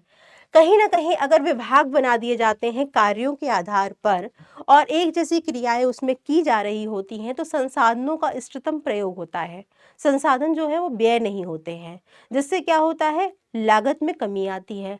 लागत में कमी आने से क्या होगा, लाभ में वृद्धि होगी। तो कहीं ना कहीं हमने ये पाया है कि जो लागत जो है, लागत कम होती है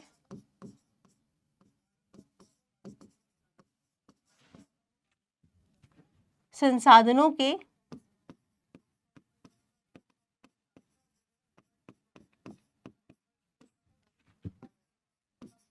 कुशलतम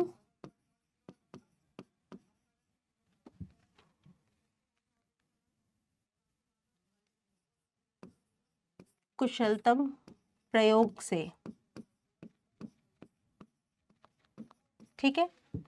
तो जब लागत कम होगी, संसाधन कुशलतम प्रयोग होंगे, तो इसका क्या होगा, लाभ में वृद्धि होगी, है ना। और लाभ में वृद्धि होने से क्या होगा भाई, पूरे के पूरे जो आपका संगठन है उसमें कहीं ना कहीं प्रबंधकीय और परिचालनात्मक जो कुशलता है उसमें वृद्धि हो जाएगी, यानी ऑपरेशनल जो कॉस्ट होगा वो कम हो जाएगा और जो प्रबंधकीय यानी जो मैनेजरियल एफिशिएंसी है वो बढ़ जाएगी। ये तभी संभव है जब कार्यात्मक ढांचा का प्रयोग किया जाए। यह प्रयासों के न्यूनतम दोहराव की ओर ले जाता है। ये पहले भी समझाया जा चुका है कि अगर विभाग बना दिए गए हैं, जैसे कि मान लीजिए विभाग ए है, ठीक है, विभाग ए है। अब विभाग ए में मान लीजिए 1 2 3 4 4 तरह के कार्य किए जा रहे हैं, ठीक है। 1 2 3 4 ये कार्य हैं, ये हर एक व्यक्ति को एक कार्य दे दिया गया है, हर एक व्यक्ति एक ही कार्य कर रहा है। तो यहाँ पर क्या देखने को मिल रहा है, यहाँ पर देखने को ये मिल रहा है कि सभी को अपने एक विशिष्ट कार्य को ही करना है, जिससे क्या होगा, दोहराव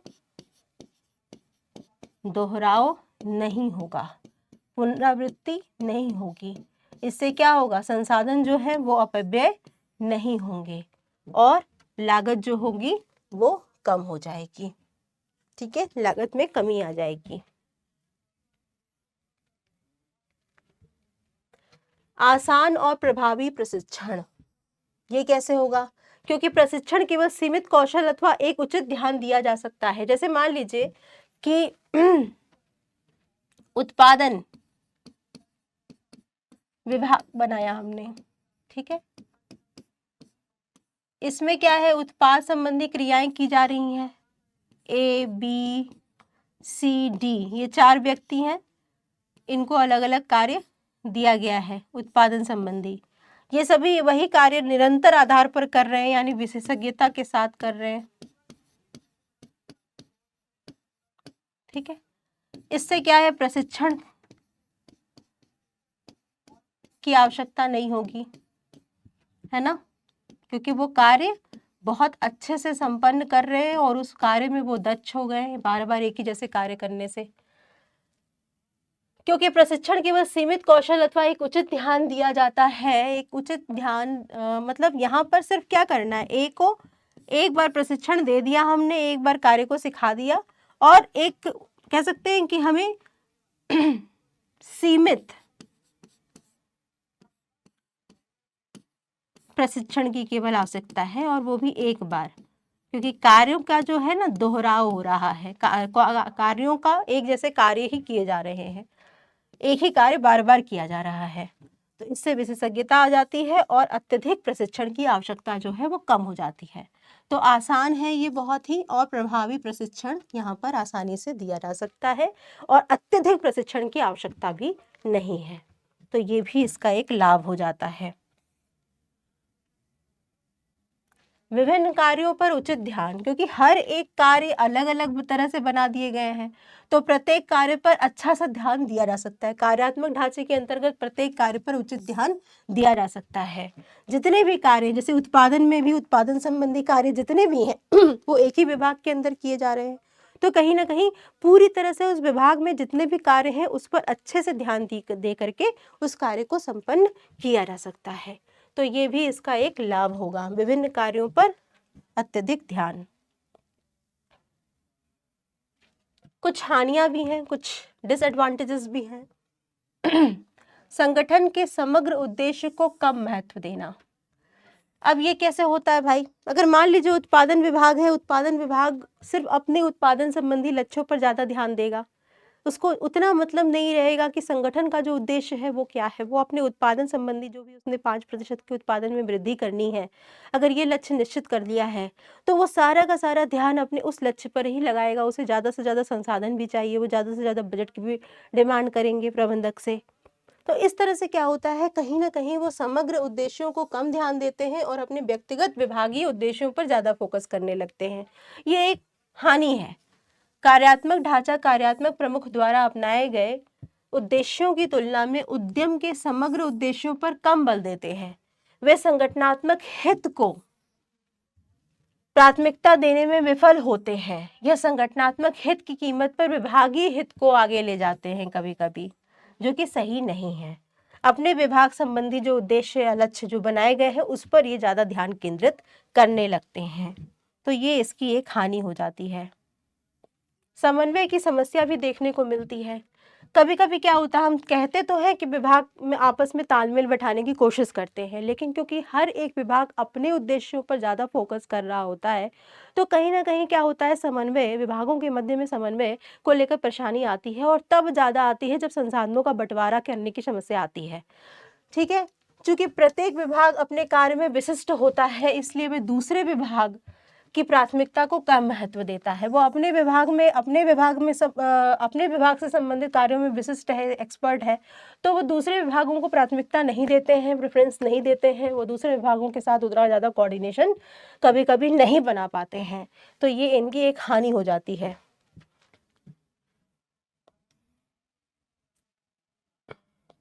देखिए एक फ्लो चार्ट से हम इसको और अच्छे से समझ सकते हैं। यहाँ पर देखिए निदेशक मंडल जो कि बोर्ड ऑफ डायरेक्टर्स हैं, जो सबसे पहले होते हैं, ये संगठनात्मक ढांचा बताया गया है यहाँ पर। उसके बाद प्रबंध निदेशक होंगे, प्रबंध निदेशक के बाद जिसे हम एमडी भी कह रहे हैं यहाँ पर, मैनेजिंग डायरेक्टर, ये बोर्ड ऑफ डायरेक्टर हैं किसी कंपनी के।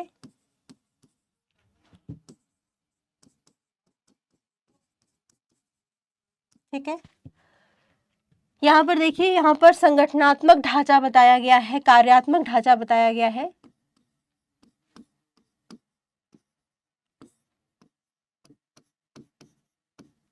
ठीक है, इस कार्यात्मक ढांचा में देखिए यहाँ पर कार्यों के आधार पर विभाग बनाए गए हैं, जैसे उत्पादन विभाग, विपणन विभाग, वित्त विभाग और क्रय विभाग। इसके बाद एक जैसी क्रियाओं को एक विभाग में रख दिया गया, जैसे कार्यवाही करना, गुणवत्ता की जांच करना, मरम्मत और रखरखाव उत्पादन संबंधी कार्यों में आता है।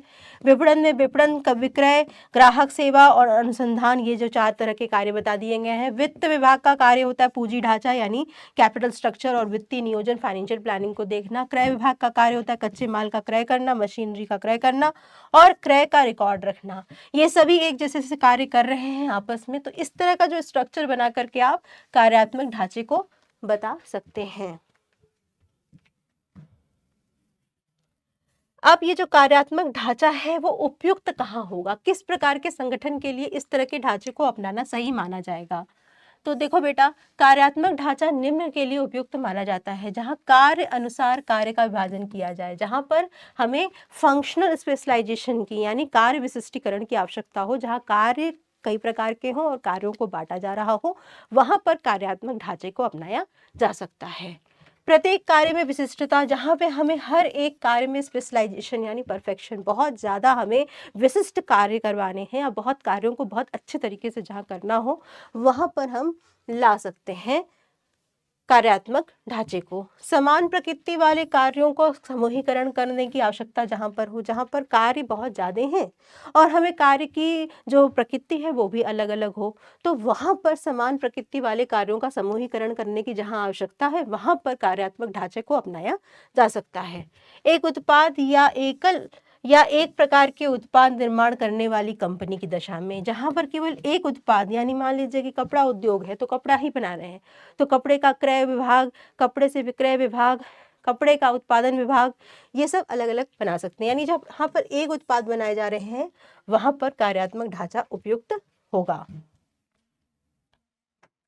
प्रभागीय ढांचा, ठीक है, तो देखो इसमें क्या पढ़ना है, पहले इसको समझ जाते हैं हम लोग। प्रभागीय ढांचे से क्या मतलब है?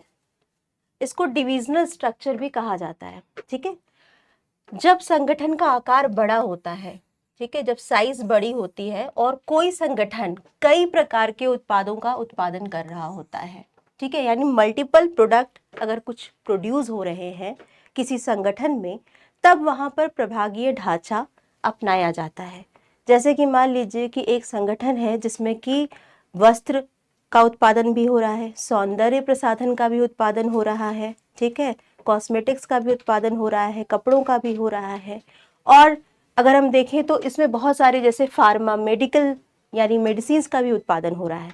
तो ऐसे जो बहुउत्पादन संगठन है वहां पर प्रभागीय ढांचा उत्तम होता है। ठीक है, इसके अंतर्गत समूहीकृत किया जाता है एक विभाग को, एक उत्पाद से संबंधित क्रियाओं के एक विभाग के अंतर्गत समूहीकृत किया जाता है। उदाहरण के लिए यदि एक संगठन साबुन, वस्त्रों, औषधियों, सौंदर्य प्रसाधनों इत्यादि का उत्पादन कर रहा है, तब औषधियों से संबंधित सभी क्रियाओं को औषधि विभाग में रखेंगे। ठीक है, इसका एक समूह बना लेंगे जो सिर्फ औषधि विभाग में सिर्फ औषधि से संबंधित जितनी भी क्रियाएं होंगी, क्रय, विक्रय, विपणन, उसका संसाधनों का प्रबंधन, ये सब कुछ जो है वो औषधि विभाग में अलग से किया जाएगा। इसी तरह से मान लीजिए वस्त्र का निर्माण भी अगर संगठन कर रहा है तो एक वस्त्र विभाग बना दिया जाएगा। ठीक है, और इस वस्त्र विभाग से संबंधित जितनी भी क्रय, विक्रय, विपणन, वित्त की व्यवस्था, ये सारी क्रियाएं उसी वस्त्र विभाग में की जाएंगी। तो उत्पाद के आधार पर जब समूह बनाए जाते हैं तो इस तरह के ढांचे को क्या कहते हैं? प्रभागीय ढांचा या डिविजनल स्ट्रक्चर कहा जाता है। ठीक है, अच्छा बेटा, आप ये तो समझ गए होंगे कि प्रभागीय ढांचा कहाँ पर उपयुक्त होगा, जहां पर कोई संगठन कई प्रकार के उत्पादों का निर्माण कर रहा हो या बहुउत्पाद फर्म हो, वहां पर प्रभागीय ढांचा ज्यादा उपयुक्त माना जाता है। या संगठन का आकार जहां पर बड़ा हो, ठीक है, वहां पर भी प्रभागीय ढांचा उत्तम माना जाता है। या जहां पर उत्पाद विशिष्टीकरण यानी उत्पाद की किस्म पर बहुत ज्यादा ध्यान दिया जाए, वहां पर भी प्रभागीय ढांचा उत्तम माना जाएगा। ठीक है, तो प्रभागीय ढांचा को थोड़ा और समझते हैं।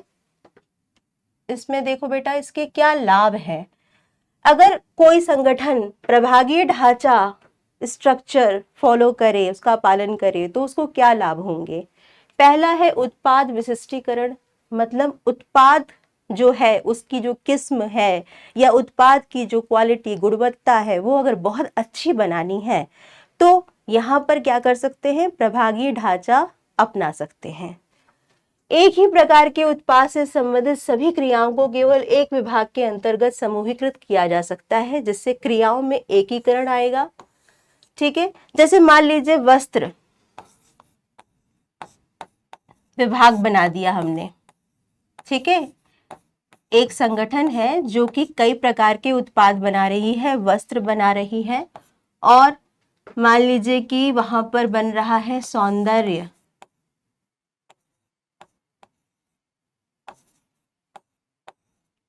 प्रसाधन, कॉस्मेटिक से भी संबंधित उत्पाद का उत्पादन हो रहा है। ठीक है, दो उत्पाद का उत्पादन फर्म कर रही है, तो इस वस्त्र विभाग से संबंधित जितनी भी क्रियाएं होंगी, जैसे क्रय, विक्रय, वित्त, विपणन आदि, ये सारी क्रियाएं उसी वस्त्र विभाग के अंदर ही की जाएंगी, इसी विभाग में ही की जाएंगी। इसी प्रकार सौंदर्य प्रसाधन विभाग में भी जिससे संबंधित क्रय, विक्रय, जो भी क्रियाएं हैं वो इसी विभाग के अंदर की जाएंगी। ठीक है, इसका क्या फायदा होगा बेटा, इसका ये फायदा होगा कि सभी क्रियाओं में एकीकरण आएगा और जल्दी डिसीजन, जल्दी निर्णय ले लिए जाएंगे, क्योंकि सौंदर्य प्रसाधन को क्या करना है, क्रय विभाग से बात करनी है कि इतना सामान चाहिए, ये सामान बनकर तैयार हो गया तो इसका विक्रय विभाग को बता दिया जाएगा कि इतना विक्रय का जो टारगेट लक्ष्य है निर्धारित किया गया उतना विक्रय हो जाना चाहिए। अगर विक्रय विभाग को किसी भी प्रकार का समस्या का सामना करना पड़ता है, वो तो तुरंत क्या करेगा, विपणन विभाग को एक सूचना दे देगा कि इस प्रकार से हमें अपने विपणन को करना है, यानी विक्रय के टारगेट को प्राप्त करने के लिए, लक्ष्य को प्राप्त करने के लिए विपणन की नीति इस तरह से आप अपना लीजिए या एग्रेसिव नीति अपनाइए, जिससे विक्रय जो का जो लक्ष्य है वो पूरा हो जाए। तो आपस में जो क्रियाओं का एकीकरण है एक ही विभाग के अंदर, इससे क्या होता है, शीघ्र निर्णय भी आएंगे, और इससे कहीं ना कहीं हम ये देख रहे हैं कि उत्पाद विशिष्टीकरण, उत्पाद का जो किस्म है, उसकी जो गुणवत्ता है, उसकी जो उत्पादकता है वो ज्यादा अच्छी हो जाएगी, क्योंकि सारी क्रियाएं एक ही विभाग के अंदर की जा रही हैं।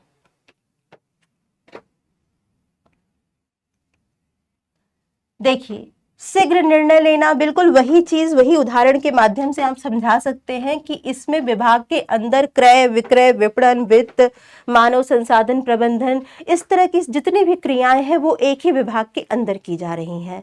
यानी अगर कोई तुरंत निर्णय लेना है तो आसानी से क्रय विभाग, विपणन विभाग या विक्रय विभाग या वित्त विभाग आपस में मिलकर के बातचीत करके त्वरित यानी जल्दी कोई निर्णय ले लेंगे, जिससे शीघ्र निर्णय लेना आसान हो जाता है अगर प्रभागीय ढांचे विधि के द्वारा कोई संगठन अपने कार्य कर रही है तो। इस ढांचे में निर्णय अधिक तेजी से लिए जाते हैं, क्योंकि इसमें निर्णय लेने के लिए दूसरे विभागों पर निर्भरता जो है वो नहीं होती है।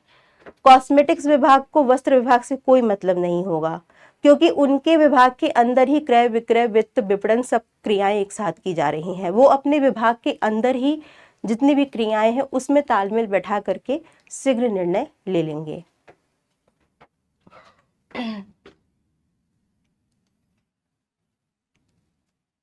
जवाबदेहिता।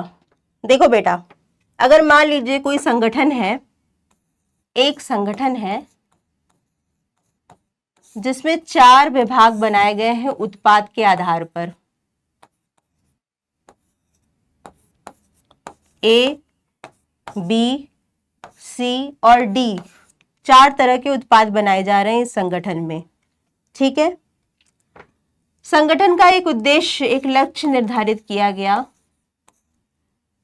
लक्ष्य क्या है भाई? लक्ष्य है 10% का लाभ में वृद्धि करना।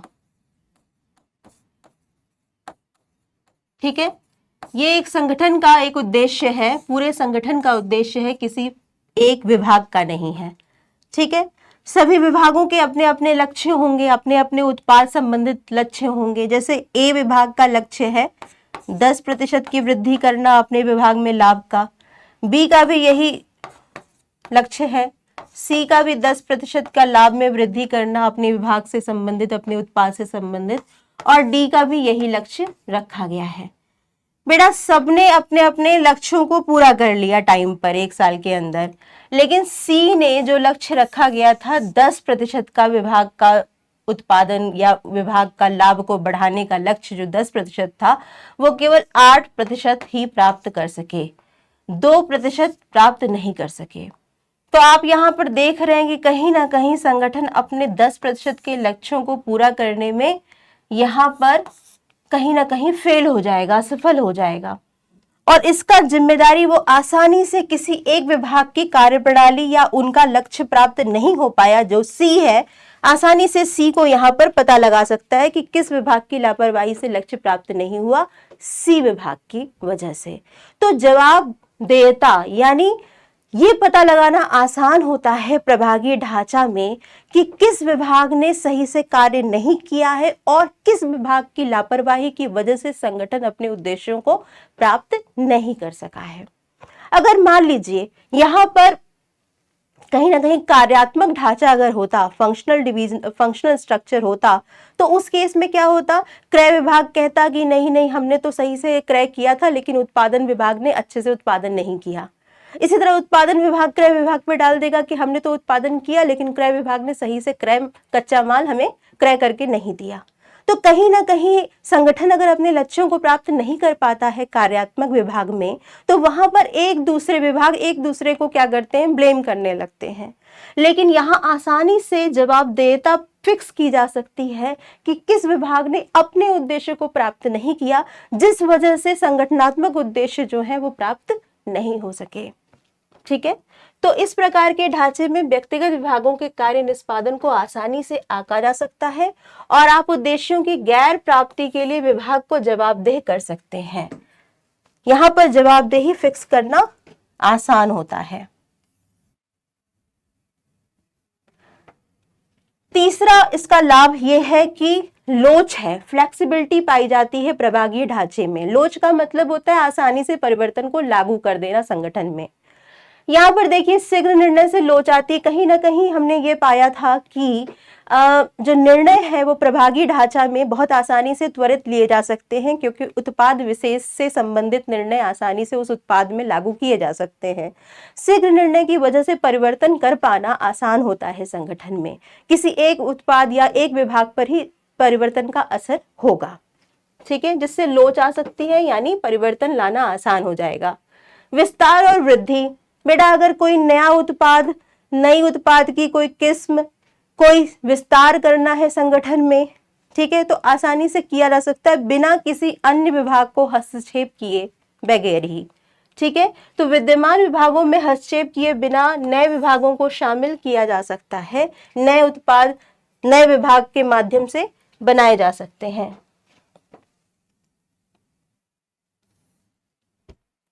प्रभागीय ढांचा जो है उसकी कुछ हानियां भी हैं बच्चा।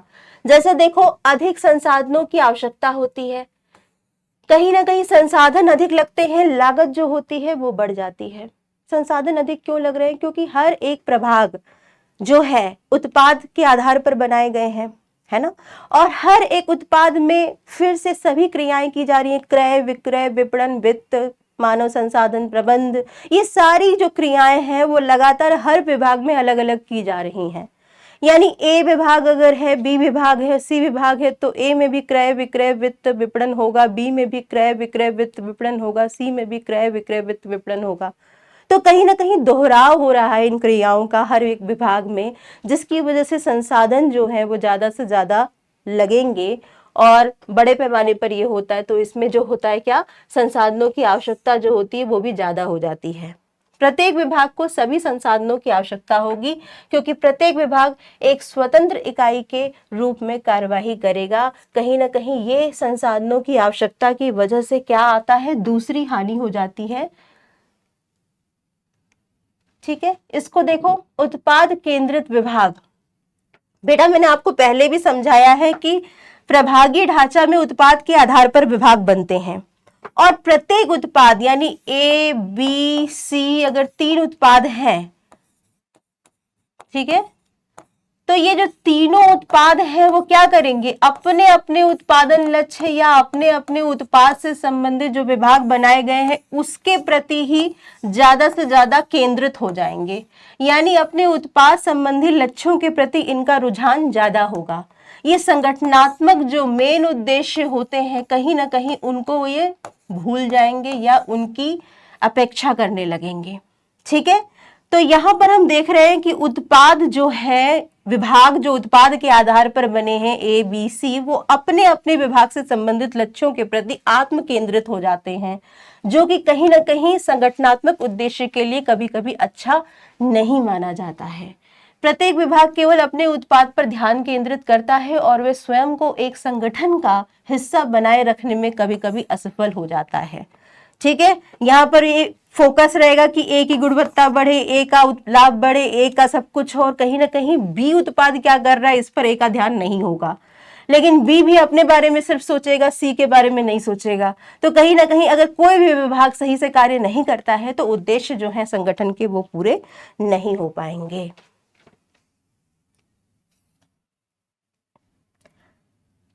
संघर्ष की स्थिति उत्पन्न हो जाती है। संघर्ष की स्थिति क्यों उत्पन्न हो जाती है इसको भी समझते हैं।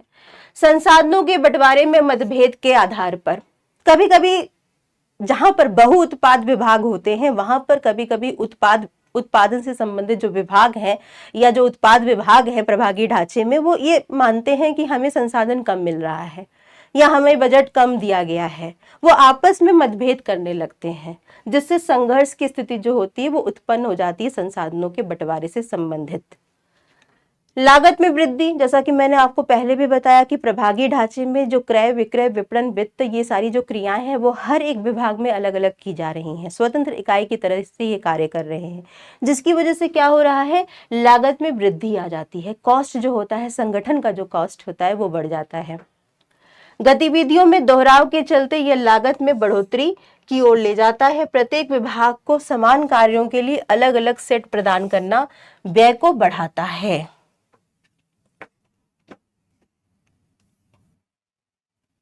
अब बेटा देखेंगे प्रभागीय ढांचा किस तरह के संगठन के लिए उपयुक्त है। प्रभागीय ढांचा निम्न के लिए उपयुक्त होता है, जहां पर उत्पादों की विभिन्न श्रेणी हो, जहां पर बहु उत्पाद यानी कई प्रकार के उत्पादों का उत्पादन हो रहा हो, वहां पर प्रभागीय ढांचा बहुत ज्यादा उपयुक्त माना जाता है। ऐसे संगठन में जिन्हें उत्पाद विशिष्टीकरण यानी उत्पाद की किस्म, उसकी गुणवत्ता, उसकी विशेषता पर ज्यादा ध्यान देने की जरूरत होती है, वहां पर प्रभागीय ढांचा अपनाते हैं। ऐसे संगठन जिनमें प्रत्येक विभाग को स्वयं संगठित होने की आवश्यकता होती है, यानी हर एक विभाग अपना नियंत्रण अपना स्वतंत्र इकाई के रूप में जहां करना चाहता है, अपने क्रय अपने विक्रय अपना वित्त अपने तरीके से जुटाना चाहता है, वहां पर प्रभागीय ढांचा उपयुक्त माना जाता है। ठीक है, स्वयं संगठित विभाग चाहते हैं वहां पर प्रभागीय ढांचा उपयुक्त है। ऐसी उभरती हुई कंपनियां जो भविष्य में उत्पादों की अधिक श्रेणी को अपनाना चाहती हैं या विस्तार और विकास करना चाहती हैं, वहां पर प्रभागीय ढांचा उपयुक्त माना जाता है। ठीक है, तो हम इसको एक डायग्राम से समझ सकते हैं कि प्रभागीय ढांचा किस तरह से आप दिखा सकते हैं फ्लो चार्ट में। यहाँ पर देखिए निदेशक मंडल बोर्ड ऑफ डायरेक्टर है, यहाँ पर एमडी प्रबंध निदेशक है, 3 तरह के यहाँ पर उत्पाद बनाए जा रहे हैं एक संगठन में। वस्त्र विभाग है, सौंदर्य प्रसाधन विभाग है, और औषधियां हैं और साबुन है। ठीक है, ये 4 प्रकार के उत्पाद बनाए जा रहे हैं और चारों उत्पाद में उत्पादन, क्रय, विपणन, वित्त जैसी क्रियाएं अलग अलग की जा रही हैं। तो ये किस तरह का ढांचा है? ये प्रभागीय ढांचा है, जहां पर हर एक क्रिया स्वतंत्र विभाग के माध्यम से अलग अलग तरीके से अलग अलग विभागों में की जा रही हैं।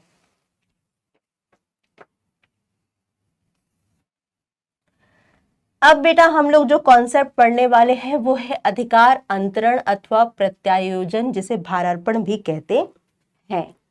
देखो समझो पहले इसको, ये क्या मतलब है इसका।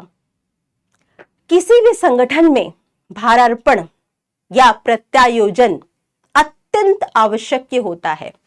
मतलब हर प्रकार की संगठन, चाहे वो छोटी हो, बड़ी हो, किसी भी प्रकार की आकार में हो, प्रकृति में हो, भारार्पण यानी प्रत्यायोजन अधिकारों का आवश्यक अंग होता है वहां पर। अब आप पूछोगे कि मैम प्रत्यायोजन का मतलब क्या है? प्रत्यायोजन का मतलब होता है अधिकारों को सौंपना अधिकारी द्वारा अधीनस्थ को। अधिकारों को सौंपने का अर्थ है कि कहीं ना कहीं कुछ कर्तव्य भी दिए गए होंगे।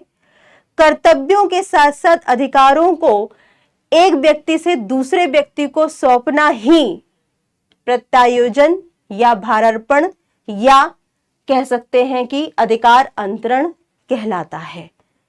बेटा अधिकार अंतरण का सिंपल अर्थ में हमने ये समझा कि अधिकारों का अंतरण से अभिप्राय दूसरे लोगों को कार्य सौंपना होता है तथा कार्य को पूरा करने के लिए उसे करने हेतु अधिकार प्रदान करना है। जैसे मान लीजिए ये ए है जो कि एक प्रबंधक है। ए को कुछ कार्य हैं, ए के कुछ मुख्य कार्य होंगे, ए का जिम्मेदारी ज्यादा है, उसके अधिकार क्षेत्र भी ज्यादा है, तो ए ने अपने कार्यों को थोड़ा अपने भार को कम करने के लिए अपने भार का अर्पण कर दिया। ठीक है, किसको कर दिया? बी को कर दिया। बी जो अधीनस्थ कर्मचारी हैं, ए के अंडर में काम कर रहे हैं बी, उनको कुछ उन्होंने क्या कर दिया? कार्य सौंप दिए। ठीक है, इसके साथ साथ कार्यों को पूरा करने के लिए कुछ शक्तियां यानी अधिकार भी ए ने बी को दे दिए। तो ये जो पूरा प्रोसेस कहलाएगा वो क्या कहलाएगा? अधिकार अंतरण कहलाएगा। अधिकार अंतरण या इसको हम लोग कह सकते हैं भारार्पण भी कहा जाता है। ठीक है, यानी एक व्यक्ति के द्वारा जो कि अधिकारी है अपने कार्य और उस कार्य को संपन्न करने के लिए जो अधिकार उचित है उसका अधीनस्थों को सौंपना ही अधिकार अंतरण या भारार्पण कहलाता है।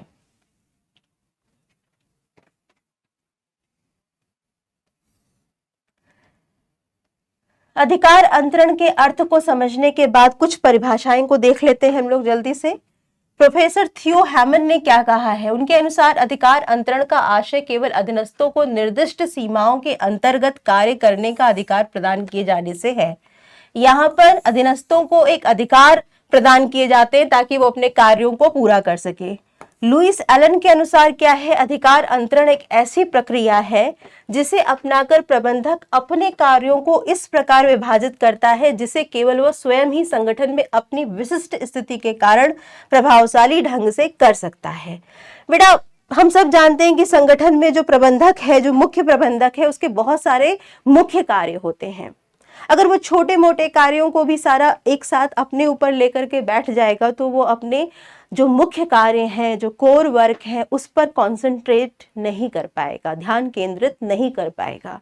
तो ऐसी स्थिति में कुछ अपने भार को कम करने के लिए उसे अपने कार्यों को दूसरे व्यक्तियों को, अधीनस्थों को सौंपना होता है। इस कार्य को सौंपने के बाद उसे कुछ शक्तियां, अधिकार भी देने होते हैं ताकि वो व्यक्ति अपने कार्य को कर सके। तो यही है अधिकार अंतरण। प्रबंधक अपने भार से मुक्ति के लिए या अपने मुख्य कार्यों पर ज्यादा ध्यान केंद्रित करने के लिए अधिकारों का अंतरण संगठन में करते हैं। ठीक है,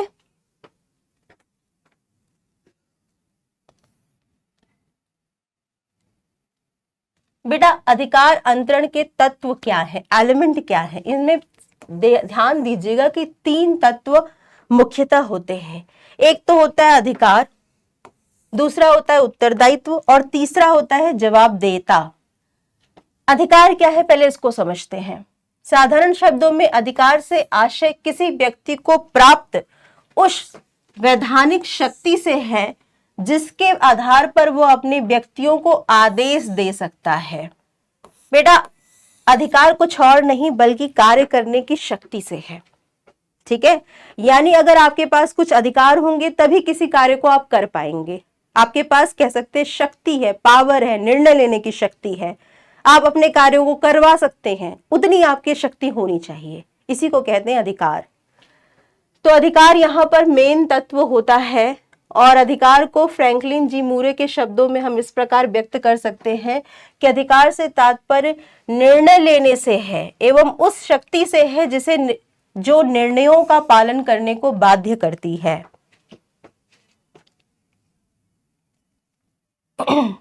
उत्तरदायित्व, दूसरा जो तत्व होता है अधिकार अंतरण में वो होता है उत्तरदायित्व, रिस्पॉन्सिबिलिटी। उत्तरदायित्व का आशय क्या है बेटा, अपने उच्च अधिकारी के आदेश के अनुसार कार्य करने के कर्तव्य को हम लोग उत्तरदायित्व कहते हैं। यानी कार्य करने की जो जिम्मेदारी है उसको उत्तरदायित्व कहा जाता है। उत्तरदायित्व का अंतरण ही अधिकार अंतरण में होता है सबसे पहले, उसके बाद उस उत्तरदायित्व को पूरा करने के लिए अधिकारों का अंतरण किया जाता है, ठीक है। तो उत्तरदायित्व यानी कार्य करना या कार्य करने का जो कर्तव्य है वही उत्तरदायित्व है और उत्तरदायित्व जो है वो अधिकार अंतरण का दूसरा तत्व है।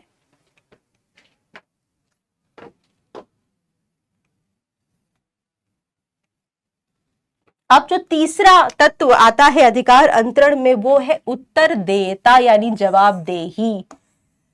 इसको थोड़ा समझ लेते हैं फिर पढ़ेंगे। यहां पर ए जो थे बॉस थे, इन्होंने अपने कार्यों को बी को अंतरित किया, सौंपा, ठीक है। कार्यों को पूरा करने के लिए कुछ अधिकारों को भी अंतरण कर दिया इन्होंने।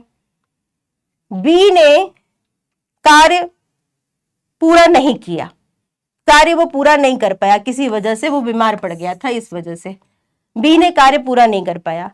ए के ऊपर भी तो कोई ना कोई होगा, या ए के ऊपर चलो मान लो संगठन के उद्देश्य तो है ना, एक तरह से संगठन के लक्ष्य तो होंगे।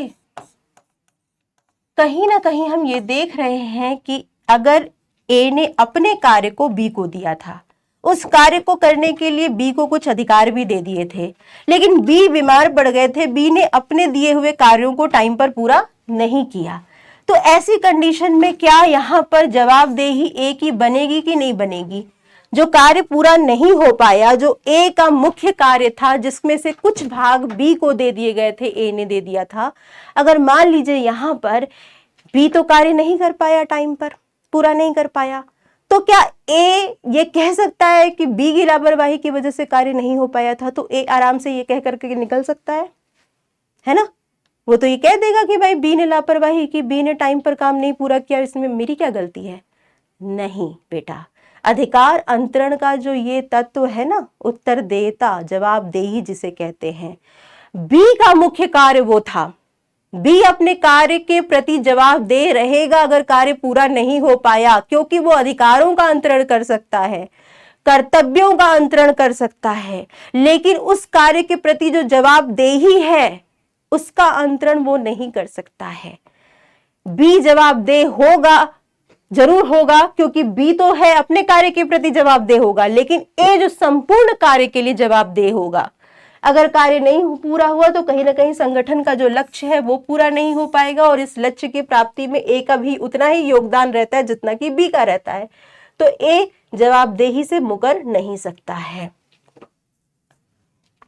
इसको देखिए, उत्तरदेयता या जवाबदेही का आशय है एक उच्च अधिकारी के प्रति प्रतिबद्ध होना, जब कोई कर्मचारी किसी अधिकारी के अधीन कार्य करता है तो वह उस अधिकारी के प्रति अपने दायित्व के प्रति जवाबदेह होता है। जवाबदेही का जन्म उत्तरदायित्व के कारण होता है।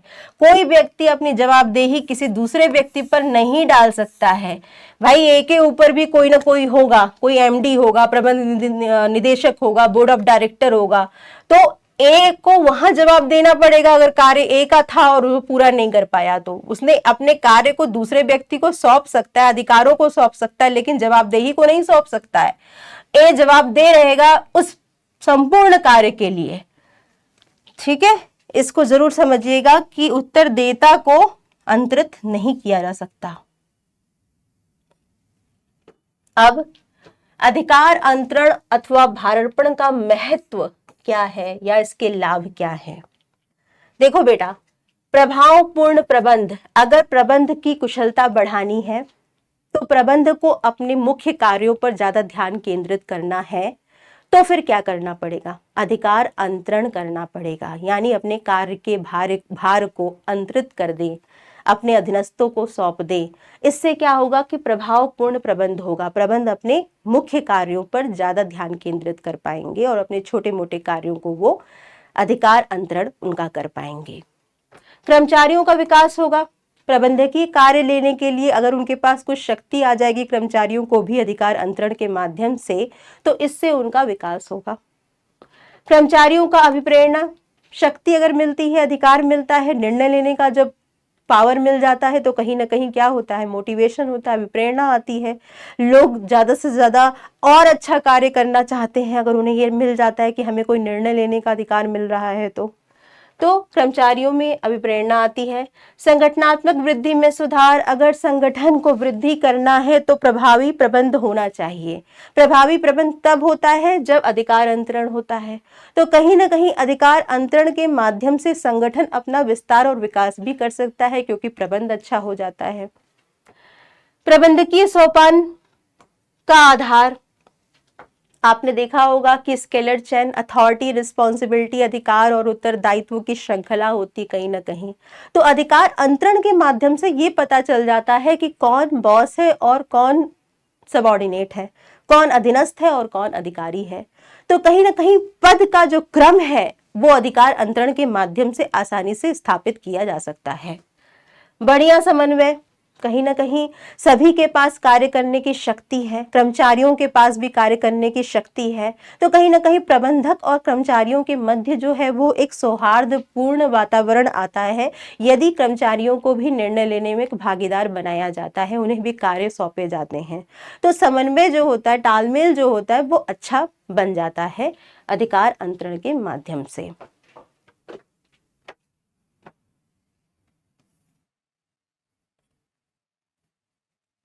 अब हम लोग पढ़ेंगे बेटा नेक्स्ट टॉपिक जो हमारा इस चैप्टर में है वो है केंद्रीकरण।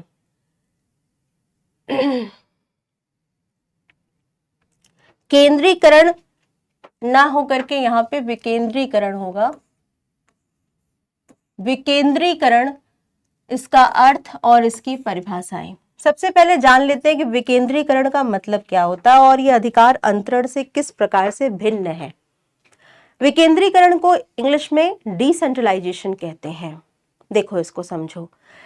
विकेंद्रीकरण का मतलब होता है अधिकारों को प्रत्येक स्तर पर स्थानांतरित करना, या प्रत्येक उच्च, मध्य, निम्न स्तर यानी हर एक लेवल पर अधिकारों का जब अंतरण किया जाता है, स्तर से लेकर के निम्न स्तर तक, उच्च स्तर से लेकर के निम्न स्तर तक, तब हम इसे क्या कहते हैं? विकेंद्रीकरण कहते हैं।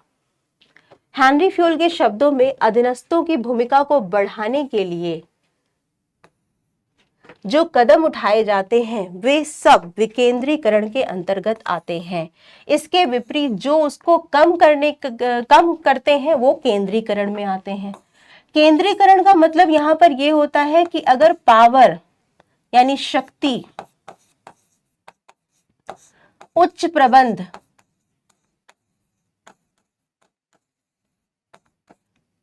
के हाथों में हो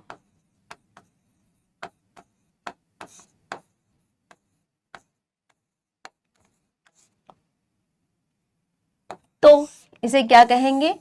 केंद्रीकरण कहेंगे। उच्च प्रबंध के हाथों में हो या कुछ लोगों के ही हाथों में हो संगठन में शक्ति यानी अधिकार, तो वहां केंद्रीकरण होता है। और विकेंद्रीकरण का मतलब होता है यदि शक्ति, अधिकार, निर्णय लेने का अधीनस्थों के पास हो और निम्न स्तर के कर्मचारियों के पास भी हो कुछ न कुछ अधिकार, तो इसे विकेंद्रीकरण कहेंगे। तो विकेंद्रीकरण कहीं ना कहीं कर्मचारियों में का जो पावर है, उनकी जो शक्ति है वो बढ़ा रहा है, उनका जो कार्य है वो बढ़ा रहा है। तो इस परिभाषा या इस अर्थ के आधार पर हम ये कह सकते हैं कि अधीनस्थ केवल उच्च प्रशासन द्वारा लिए गए निर्णयों को क्रियान्वित करते हैं, ठीक है, और कहीं ना कहीं अधिकारों का भारार्पण का प्रश्न ही नहीं उठता है। अधीनस्थों का महत्व कम होता है, निर्णय का अधिकार सर्वोच्च प्रबंध को ही होता है। अगर मैं बात करूं केंद्रीकरण के बारे में, अगर हम लोग यहाँ बात करें तो केंद्रीकरण में अधीनस्थ केवल उच्च प्रशासन द्वारा लिए गए निर्णयों को क्रियान्वित करने का कार्य करते हैं, यानी उनके पास कोई ज्यादा अधिकार नहीं है, कोई शक्ति नहीं है अधीनस्थ के पास, उन्हें भारार्पण का प्रश्न ही नहीं उठता है, उनको कोई अंतरण नहीं दिया गया है, कोई अधिकार नहीं दिया गया है। केंद्रीकरण में अधीनस्थों का महत्व कम होता है। केंद्रीकरण की जहां पर नीति अपनाई जाती है, जहां अधिकार सिर्फ उच्च प्रबंध के हाथों में होते हैं या कुछ लोगों के हाथों में होते हैं, वहां पर अधीनस्थों का जो महत्व होता है वो कम होता है। निर्णय का अधिकार सर्वोच्च प्रबंध के हाथों में ही होता है और अधिकार सत्ता सर्वोच्च प्रशासन के हाथों में केंद्रित हो जाती है। कहीं ना कहीं अधिकार या पावर या शक्ति कुछ लोगों के हाथ में होना ही केंद्रीकरण है, और केंद्रीकरण की वजह से कहीं ना कहीं कर्मचारियों का जो मनोबल होता है वो कम हो जाता है, अधीनस्थों का जो भूमिका होती है वो कम हो जाती है, उनको कोई शक्ति, कोई निर्णय लेने की शक्ति, अधिकार नहीं दिए जाते हैं केंद्रीकरण में। तो केंद्रीकरण पूरी तरह से अपनाना सही नहीं होगा। अब हम बात करते हैं विकेंद्रीकरण की परिभाषाओं के बारे में। तो हेनरी फ्योल में कहा ही है कि अधीनस्थों की भूमिका को बढ़ाने के लिए जो कुछ किया जाता है वो विकेंद्रीकरण है। कीथ डेविस ने क्या कहा है कि संगठन की छोटी से छोटी इकाई तक, यानी निम्न स्तर तक, जहां व्यवहारिक हो, जहां जरूरत हो, वहां अधिकार एवं दायित्व का वितरण विकेंद्रीकरण कहलाता है। अधिकार का भी और दायित्व का भी। दायित्व देंगे तभी ना कुछ अधिकार देने पड़ेंगे। विकेंद्रीकरण का लक्षण या इसकी विशेषताएं जल्दी से देख लेते हैं। देखो, विकेंद्रीकरण का मतलब बिल्कुल साफ है, अधिकारों का अंतरण उच्च स्तर से लेकर के निम्न स्तर तक संगठन में विकेंद्रीकरण कहला रहा है, ठीक है। तो भारार्पण विकेंद्रीकरण का प्रथम चरण है। कहीं ना कहीं अधिकार का अंतरण पहला कार्य होता है जो कि विकेंद्रीकरण में किया जाता है। भारार्पण ये प्रथम चरण होता है, ठीक है। यह संगठन में ऊपर से नीचे तक अर्थात संपूर्ण संगठन में लागू होने वाली प्रक्रिया होती है विकेंद्रीकरण। जैसे मान लीजिए कि हमने बताया था ना आप लोगों को, इस तरह का प्रबंध का स्तर होता है ना। उच्च स्तर इसे कहते हैं, मध्य स्तर ये होता है, और निम्न स्तर। तीनों स्तर के प्रबंधों में क्या हो रहा है, ऊपर से लेकर के नीचे तक अधिकार अंतरण, डेलीगेशन ऑफ अथॉरिटी किया जा रहा है। उच्च से लेकर मध्य, मध्य से लेकर निम्न तक कार्यों को, अधिकारों को हर एक स्तर पर हर एक कर्मचारी के मध्य सौंपा जा रहा है। तो ये पूरा प्रोसेस क्या कहलाएगा, विकेंद्रीकरण कहलाएगा, ठीक है। तो इसमें उत्तरदायित्वों के अनुपात में अधिकारों का हस्तांतरण किया जाता है। जितना उत्तरदायित्व देंगे व्यक्तियों को, उतना उस उत्तरदायित्व को पूरा करने के लिए अधिकारों का भी अंतरण किया जाएगा। विकेंद्रीकरण अधीनस्थों की भूमिका को महत्वपूर्ण बनाता है। कहीं ना कहीं हर एक व्यक्ति को, अधीनस्थ को, कर्मचारी को अधिकार मिल गए हैं कार्य करने के लिए। विकेंद्रीकरण एक दर्शन है, मस्तिष्क की अभिवृत्ति है तथा प्रबंध तक पहुंच है। कहीं ना कहीं ये व्यक्तियों को सोचने की क्षमता का विकास करता है, अधीनस्थों में कार्य करने की शक्ति का विकास करता है, तो उनकी भूमिका को बढ़ाता है, उनके मनोबल को बढ़ाता है। ये सब महत्व है विकेंद्रीकरण का। विकेंद्रीकरण प्रबंध की एक तकनीक है।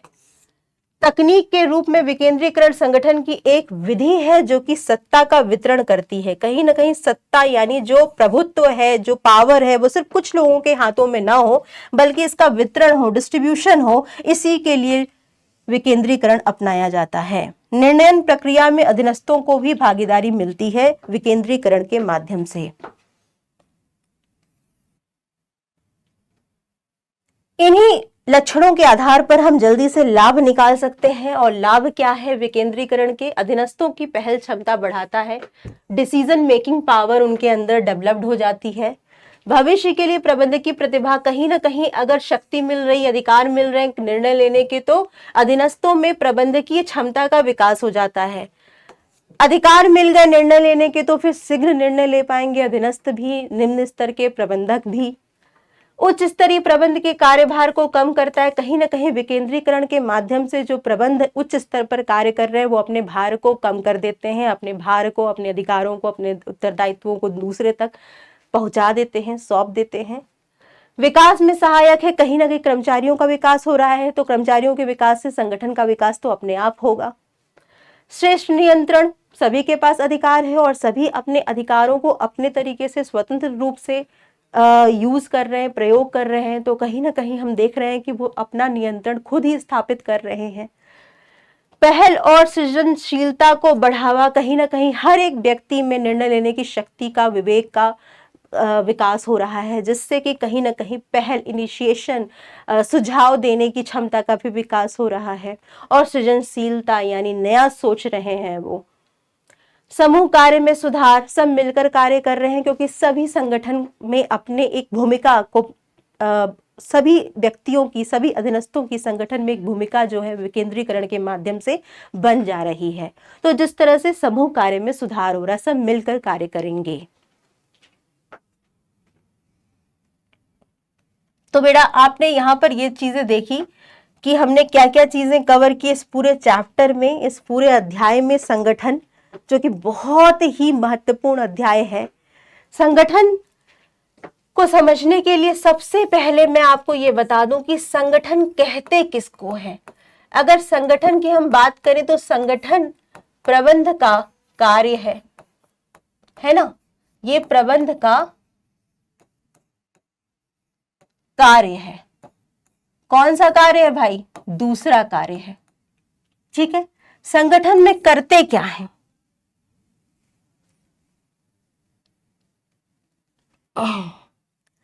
संगठन में करते क्या है? संगठन में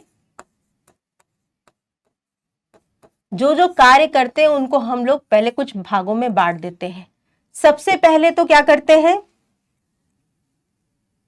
कार्यों का विभाजन किया जाता है।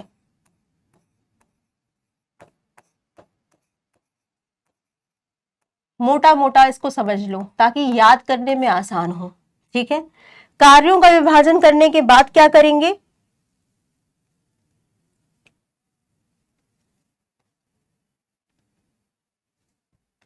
विभागीकरण करेंगे। विभाग बना देते हैं एक जैसे कार्यों के लिए। ठीक है। फिर विभागीकरण करने के बाद हम क्या करेंगे भाई? हमने विभाग बना दिए, अब क्या कर देते हैं? उस विभाग पर हम क्या कर रहे हैं? उत्तरदायित्व और अधिकारों का अंतरण कर देंगे। ठीक है।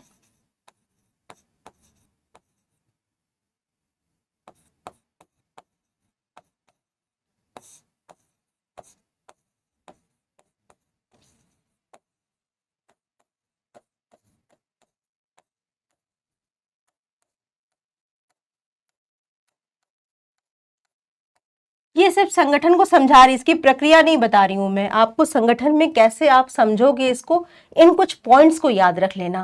कार्यों का विभाजन करते हैं, कार्यों को बांटते हैं छोटी छोटी इकाइयों में, एक जैसी इकाइयों के लिए विभाग बना देते हैं। विभागीकरण का भी दो आधार हो सकता है। एक तो हो सकता है आप लोगों का विभागीकरण का आधार में जैसे पहले मैं बता देती हूं, एक तो कार्यात्मक आधार पर,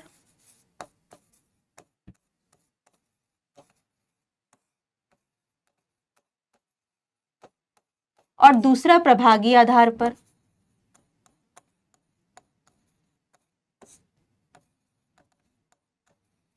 अब कार्यात्मक आधार में भी कई तरह हो सकते हैं, जैसे कि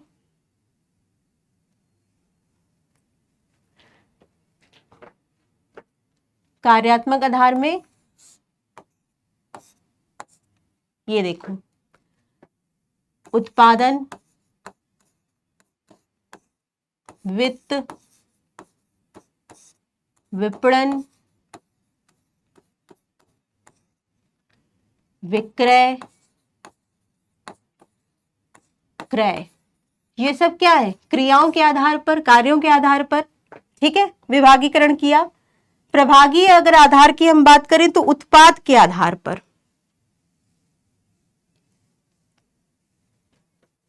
ठीक है, इसकी बात करें तो उत्पाद के आधार पर,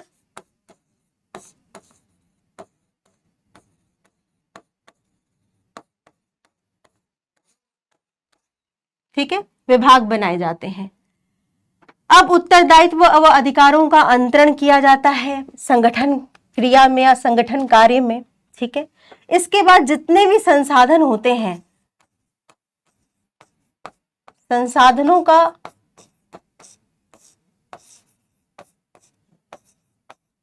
एकत्रीकरण, ये सब कुछ क्या हो रहा है, किसमें हो रहा है? संगठन में किया जा रहा है, ठीक है। तो संगठन एक ऐसी क्रिया है जिसमें कि पूरे के पूरे संगठन को, कार्यों को, जितने भी कार्य हैं उनको पहचान करके उनको विभाजित करते हैं, फिर एक जैसे कार्यों के लिए विभाग बना देते हैं। ये विभाग भी दो प्रकार से बनाए जाते हैं, कार्यों के आधार पर या उत्पाद के आधार पर। फिर जो विभाग बनकर तैयार हो गए हैं उनमें पदों का निर्माण कर देते हैं, यानी उत्तरदायित्व क्या होंगे और क्या अधिकार होंगे उस पद के में कार्य करने के लिए। उसके बाद फिर हम और भी संसाधन, जैसे भी संसाधनों का एकत्रीकरण में हम ये देखते हैं कि कौन कौन से संसाधन हो सकते हैं भाई, जैसे कि मानव, मशीन, ठीक है, उपकरण, कच्चा माल, इन सब का प्रबंध करना भी संगठन के अंदर आता है, ठीक है। संगठनात्मक ढांचे का निर्माण करना भी संगठन के अंदर आता है।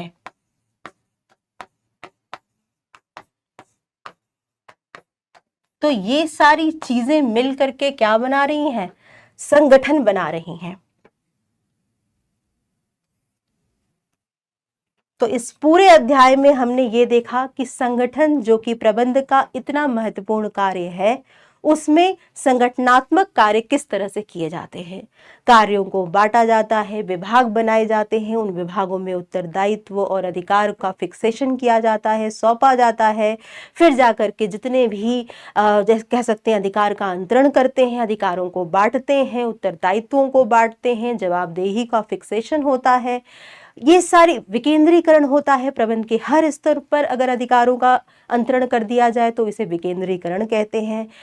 प्रभागीय ढांचा जो होता है उस उत्पाद के आधार पर बनता है, और हम ये कार्यात्मक ढांचा जो होता है वो क्रियाओं के आधार पर बनाए जाते हैं। संगठन का जो ढांचा होता है वो कहीं ना कहीं अधिकारी और अधीनस्थ संबंधों की एक स्पष्ट रूपरेखा का निर्वहन करता है। तो ये सब था संगठन अध्याय। आपको पसंद आया, आपको समझ में आया तो आप ज़रूर कमेंट करिए, बताइए, वीडियो को ज़्यादा से ज़्यादा तक बच्चों को शेयर करिए ताकि वो भी संगठन से संबंधित महत्वपूर्ण जानकारी को लिख सकें, समझ सकें और पढ़ें।